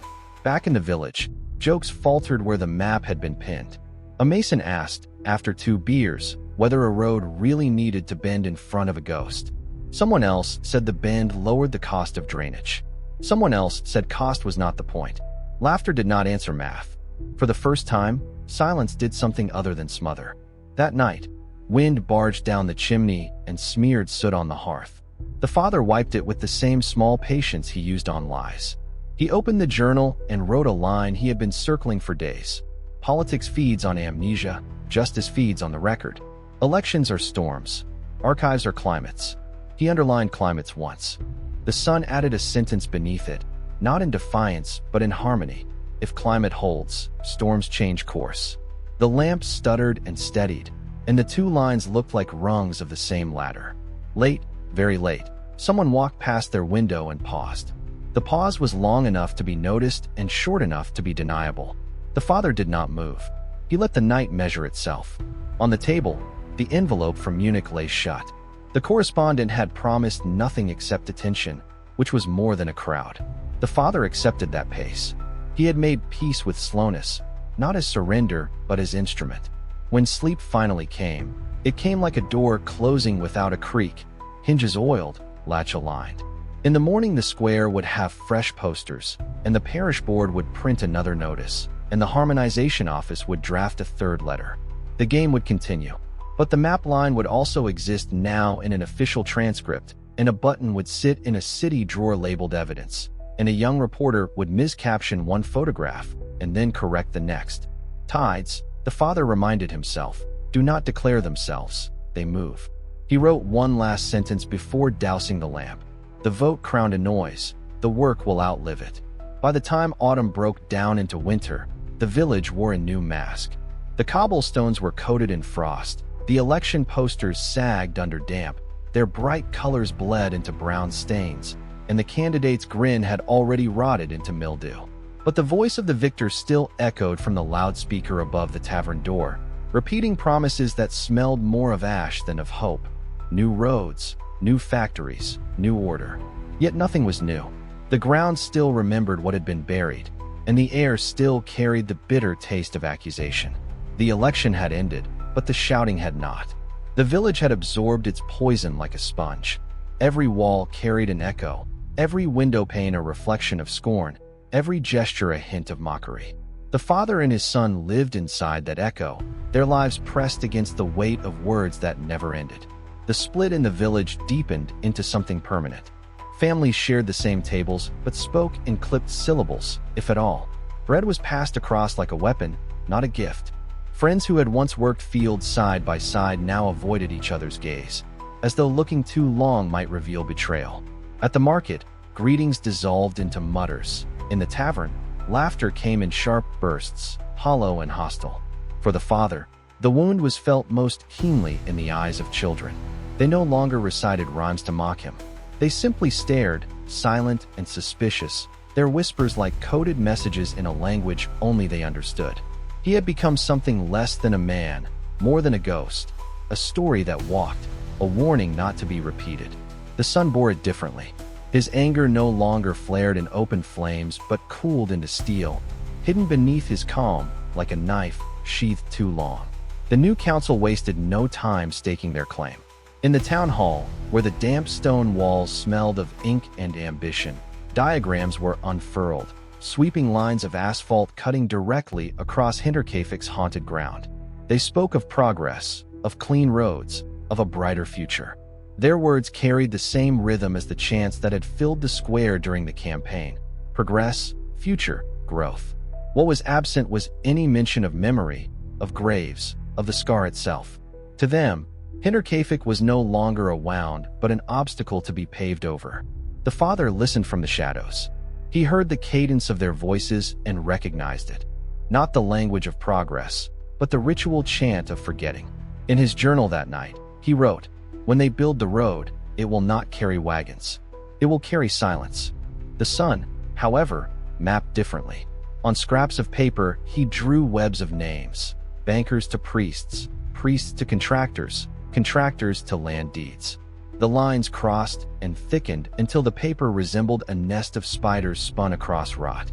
Each night he returned to it, jaw tight, hand trembling with the need to expose it. But exposure had already proven to be a weapon that bent back against the hand that held it. Rumors whispered of missing ledgers. A minor clerk, overlooked too long, let slip that the old book of land transfers had vanished, replaced by a newer, cleaner register. The father understood instantly. A book does not vanish by accident. A book vanishes when memory itself is on trial. Still, the world outside spun on. The correspondent from Munich returned, this time with a photographer. They carried with them the chill of outside scrutiny, and their presence stirred whispers like leaves in wind. The father met them not in his house, but in the stable, where straw absorbed sound. He offered no accusations, only dates, names, and one small scrap of cloth from a coat that had once lost a button. He asked for no embellishment, no adjectives, only the plain record. The photographer's shutter snapped, and the sound was like a mousetrap closing. But plain records are dangerous. That night, the family's gate was marked in chalk, a crude hawk with wings spread wide. Beneath it lay a stone tied with string, an old village warning, watch your step. To the father, it was proof of fear. To the son, it was proof of dominance. Their arguments over meaning widened the gap between them. The Munich article came weeks later. It was small, buried beneath stories of markets and factories.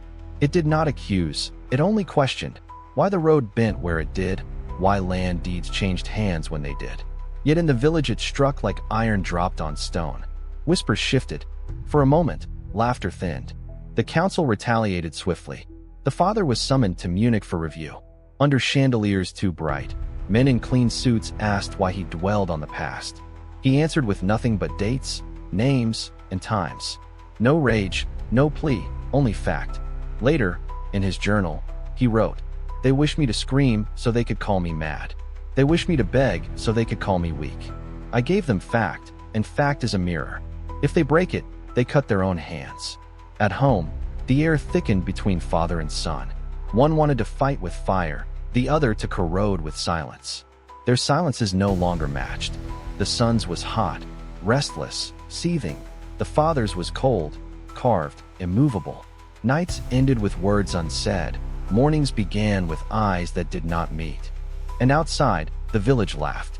The tavern roared with new songs. Children stared with the cruelty of curiosity. Families muttered accusations over supper. Priests thundered warnings from pulpits.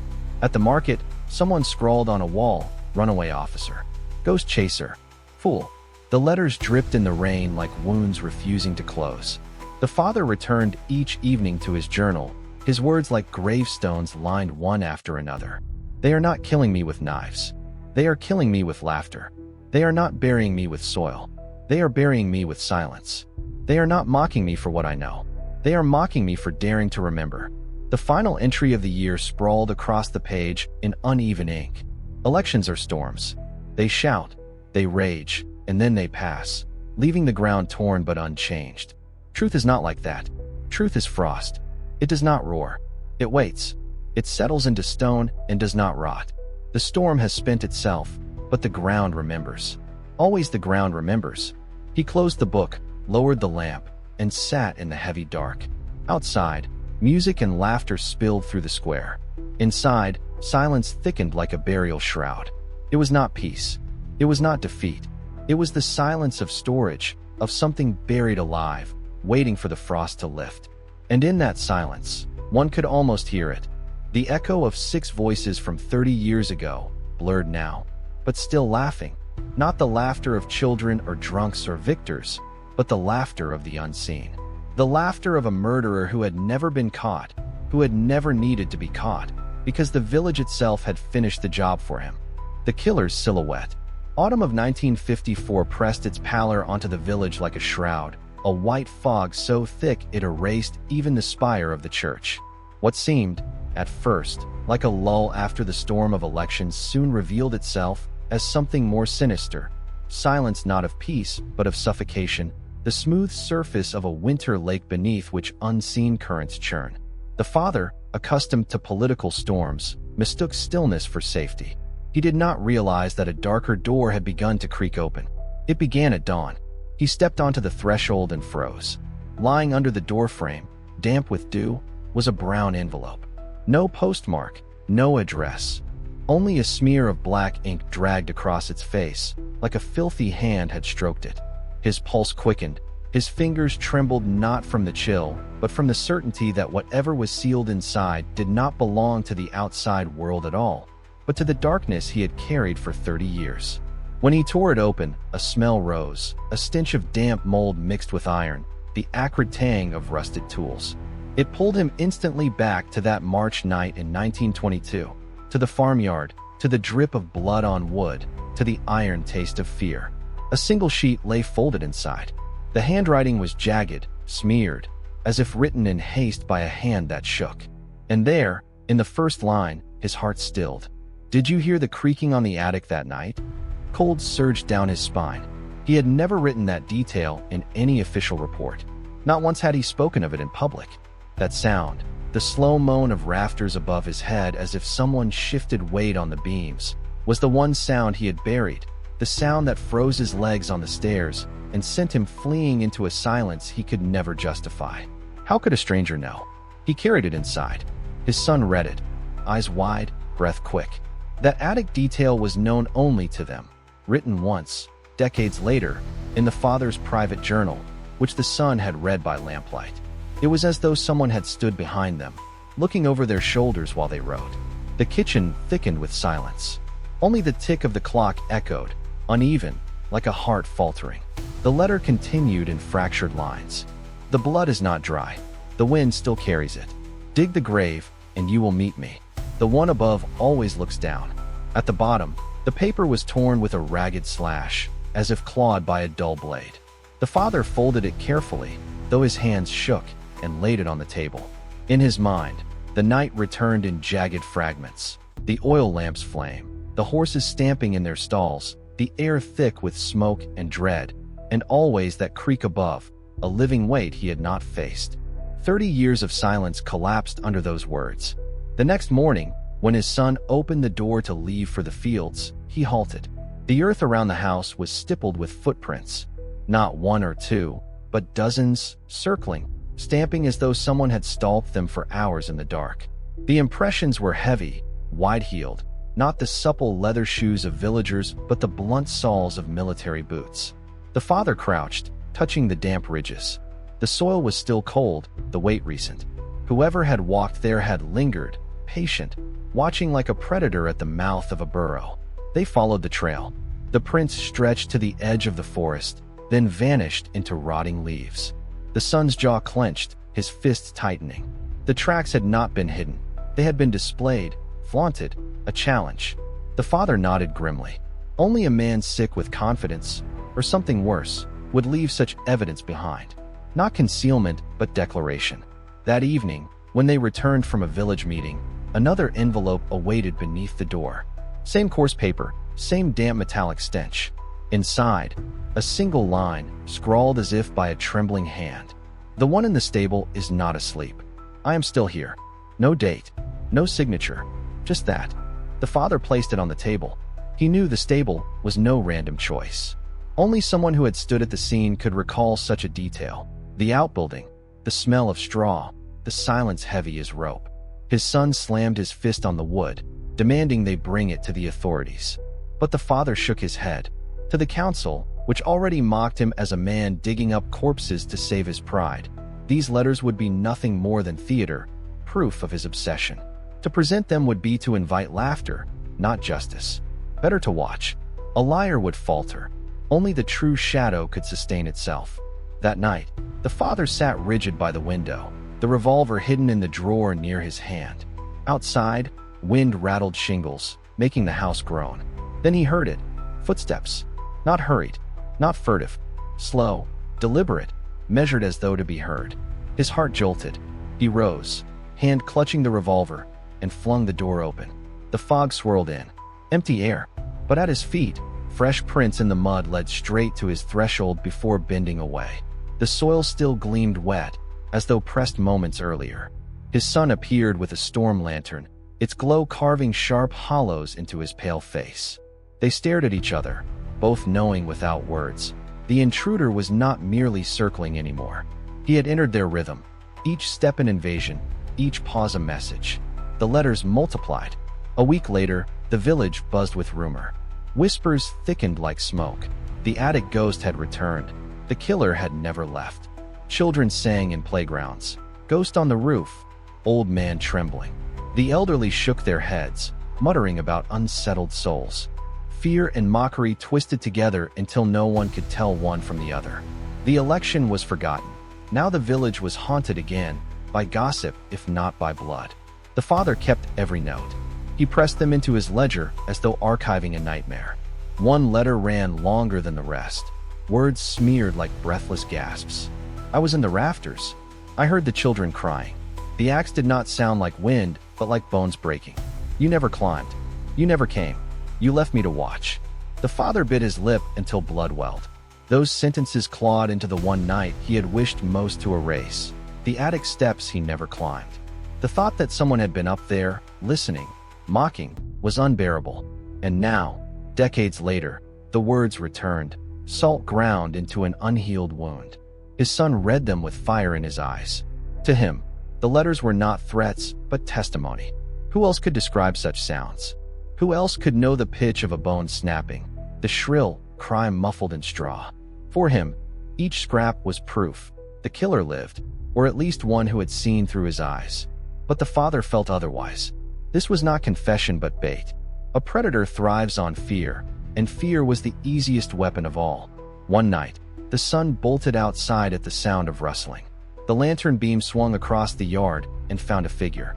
Tall, thin, standing rigid among the trees, a hat brim shading his face. Not bent like a farmer, not hunched like an old man, but upright, waiting, like a hunter savoring his quarry. For an instant the head tilted, a curious motion, and then the figure withdrew, step by step, into the forest. The son gave chase, breath hammering, but found only boot prints pressed deep in the soil. At dawn, the tracks drew them inevitably to the ruins of Hinterkaifeck. Weeds climbed over crumbled foundations, moss devoured beams. The air was stagnant, rank. Between two stones, a scrap of paper had been wedged, the ink familiar, the hand the same. You return, but you never left. I am here, from beginning to end. The father's grip shook so violently the page nearly tore. This was not coincidence. The writer had stood here, in the ruins, on the ground where 6 lives bled out. He had marked it, claimed it. The son strode ahead, shoulders rigid, fists tight. The father trailed, heavy as lead. The scene mirrored the night long ago, when he too had turned his back on that cursed house. On the walk home from Hinterkaifeck, neither father nor son spoke. The son strode ahead, lantern swinging in clenched hands, his shoulders set as if marching into battle. Behind him the father's pace was slower, dragging, each step sinking like a stone into mud. The ruins still clung to him. The smell of mildew, the oppressive silence of walls long gone, the echo of children's cries imagined in the wind. He had left the farm once before, 30 years ago, without climbing the stairs. Now, even after returning, it felt the same. Retreat, silence, unfinished. Within 2 days, the village had caught fire with talk. News spread faster than wheat prices, faster than gossip of scandal. They said the Hinterkaifeck ghost had returned. They said the killer never left. In the market, women whispered behind their baskets of cabbage. The blacksmith shook his head and muttered about debts unpaid to the dead. Children roamed the lanes, clattering pots to mimic attic creaks, chanting. The ghost above laughs, the old man trembles. Laughter and dread fused into one sound, rising from every corner. What had been an election battlefield now became a haunted stage. The father and son were at the center, not as witnesses, but as characters in a folk tale being rewritten by 100 mouths. The tavern grew worse. The old caricature still hung on the wall, of the father peering through a magnifying glass at a rat. But next to it someone had pinned a new sketch. A tall, thin man perched on a roof beam, knife in hand, while villagers crouched below. The lines were crude, but the effect was chilling. Men laughed over their mugs, but their eyes kept darting toward the door as though expecting the silhouette to slip inside with the fog.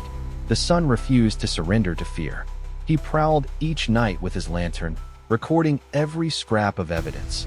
The letters, the boot prints, the chalk hawk marks. To him, these were not omens, but data, fragments of proof that could one day build a case. His father, meanwhile, archived the letters as if preserving artifacts of a nightmare. He pressed each page flat, dated them, scrawled marginal notes. Yet his hand shook, and sometimes his pen left blots like drops of blood. One letter came longer than the rest, scrawled in jagged script. I was in the rafters. I heard them sob. The axe fell not like wind, but like bones splitting. You never climbed. You turned away. I remained, watching. The father's lips tightened until they split. That accusation, unspoken yet undeniable, was the weight he had borne for 3 decades, the night he did not climb. Now someone had written it out, pressing the guilt back into him with merciless precision. His son read it differently, with blazing conviction. To him, this was not accusation but confession. Who else could describe the timbre of a bone breaking? Who else could mimic the muffled cries? Either the killer himself, or a witness hidden in shadows. Either way, a lead. But the father whispered hoarsely, "It is a snare. He wants us afraid. Fear is the sharpest blade." The son refused. For him, fear was fuel. The first sight. It happened one night, near midnight. A shuffle in the yard, the lantern swinging wide, and there he stood. Tall, gaunt, a figure draped in a long coat, hat brim pulled low. His stance was rigid, too straight for a farmer, too patient for a thief. He did not move when the light struck him. He tilted his head, ever so slightly, as though studying prey. Then, without haste, he stepped back into the tree lean and melted away. The son ran after him, boots hammering mud. At the edge of the forest, only deep boot prints remained. By dawn, the trail led again to Hinterkaifeck. Amid weeds and rotted beams, they found another scrap of paper tucked into a crack in the stone. You return, but you never left. I was here from first to last. The father's hand trembled so violently that the scrap nearly tore. This was no distant tormentor scribbling from afar. Whoever wrote this had stood upon the very soil where 6 bodies had once bled. He had walked in the ruins. He had planted his words like nails into the wound. The son's face hardened with resolve. The father felt only the weight of inevitability, that history was looping back, that the attic creak would never stop. A village besieged by rumor. From then, fear became epidemic. A widow swore she woke one night to see a tall figure standing motionless in her field until dawn, unmoving like a statue. Young men turned the terror into a dare, shouting "attic ghost" into the forest before fleeing shrieking, laughter tangled with genuine fear. At market stalls, buyers no longer bargained over potatoes but over theories, ghost or man, revenant or trickster. One whispered, "Perhaps it is not a ghost at all. Perhaps the father himself writes the letters to cover his guilt." Another spat, "Or the son, to draw attention, to play detective." Each rumor was another stone hurled into the lake, raising waves that drowned all certainty. The father endured the whispers in silence. The son bristled, ready to shout them down. But he was restrained, again and again, by his father's heavy hand on his shoulder. "Every word you throw," the father said, "becomes another brick in their wall. Let them talk. Talking is their weakness." Yet he knew too well that silence was its own prison. The shape returns. Storm clouds gathered one night, rain hammering shingles, thunder rolling. Amid the deluge, the sound came again, footsteps. Slow, heavy, measured as though counted deliberately. The sun burst onto the porch, lantern high. In the torrent stood the silhouette, coat plastered to his body, hat dripping, face shadowed. But his eyes, yes, the father saw them this time, gleamed with cold reflection beneath the brim. Not the eyes of a villager caught in rain, but of a predator savoring the hunt. The son shouted, but the storm tore the words away. The figure did not answer. He only raised one hand slowly, palm forward, and lowered it, a mock salute, a gesture of command. Then he turned, walking back into the sheets of rain until only the boot prints in mud remained. The father had gripped the revolver, arm shaking, yet he could not fire. His mind twisted. If the bullet passed through air, if it struck nothing, then what? Was he shooting at flesh, or at guilt itself? By morning, another envelope lay on the doorstep, paper soaked and ink smeared. "You have seen me." The father pressed it into his ledger, lips whispering as if writing a final confession. He no longer hides in rumor. He stands before us, in flesh or in shadow. He lets us see him. He waves, he waits. He has returned, or he never left. The son's eyes flared. For him, this was not haunting, it was proof. He swore he would hunt, expose, unmask. But the father hunched lower, shoulders sagging, knowing that whether alive or dead, man or ghost, the killer's silhouette had claimed their lives already. 30 years ago, it had frozen him at the attic stairs. Now it had frozen him again, outside his own door. After the storm night, the village was never the same. It was no longer whispers at the market or jokes in the tavern. It was fear sewn into daily rhythm, each hour taut as a stretched wire. Children who once chanted nursery rhymes now sang darker verses about the man on the roof, their voices eerie as church choirs mocking liturgy. Women crossed themselves when walking past Hinterkaifeck's ruins. Men sharpened their tools not for work, but for comfort, the scrape of metal against stone a nervous ritual. The letters multiplied. Some came in envelopes damp with rain, others folded into crude shapes and hung from trees like grotesque ornaments. The father found one tucked under the henhouse door, another nailed to the barn beam. Each contained fragments of memory too sharp to ignore. One read, "The smoke clung to your hair. You saw it, but turned your back. I did not turn. I watched." Another, "The axe fell into straw. Blood ran through rafter cracks. You trembled outside, wood beneath your hands. I remained." Every line cut deeper into the father's old wound. He had lived 3 decades with the memory of not climbing those stairs. Now the letters climbed for him, word by word, dragging him up to the attic he had abandoned. His son, meanwhile, treated each page as a clue. He laid them out in patterns, comparing smears of ink, analyzing phrasing. For him, these were not torment, they were testimony. Yet his eagerness only widened the gap between them. Where the son saw a path toward truth, the father saw a trap. Fear sharpened into a weapon. The father pressed it into his ledger, lips whispering as if writing a final confession. He no longer hides in rumor. He stands before us, in flesh or in shadow. He lets us see him. He waves, he waits. He has returned, or he never left. The son's eyes flared. For him, this was not haunting, it was proof. He swore he would hunt, expose, unmask. But the father hunched lower, shoulders sagging, knowing that whether alive or dead, man or ghost, the killer's silhouette had claimed their lives already. 30 years ago, it had frozen him at the attic stairs. Now it had frozen him again, outside his own door. After the storm night, the village was never the same. It was no longer whispers at the market or jokes in the tavern. It was fear sewn into daily rhythm, each hour taut as a stretched wire. Children who once chanted nursery rhymes now sang darker verses about the man on the roof, their voices eerie as church choirs mocking liturgy. Women crossed themselves when walking past Hinterkaifeck's ruins. Men sharpened their tools not for work, but for comfort, the scrape of metal against stone a nervous ritual. The letters multiplied. Some came in envelopes damp with rain, others folded into crude shapes and hung from trees like grotesque ornaments. The father found one tucked under the henhouse door, another nailed to the barn beam. Each contained fragments of memory too sharp to ignore. One read, "The smoke clung to your hair. You saw it, but turned your back. I did not turn.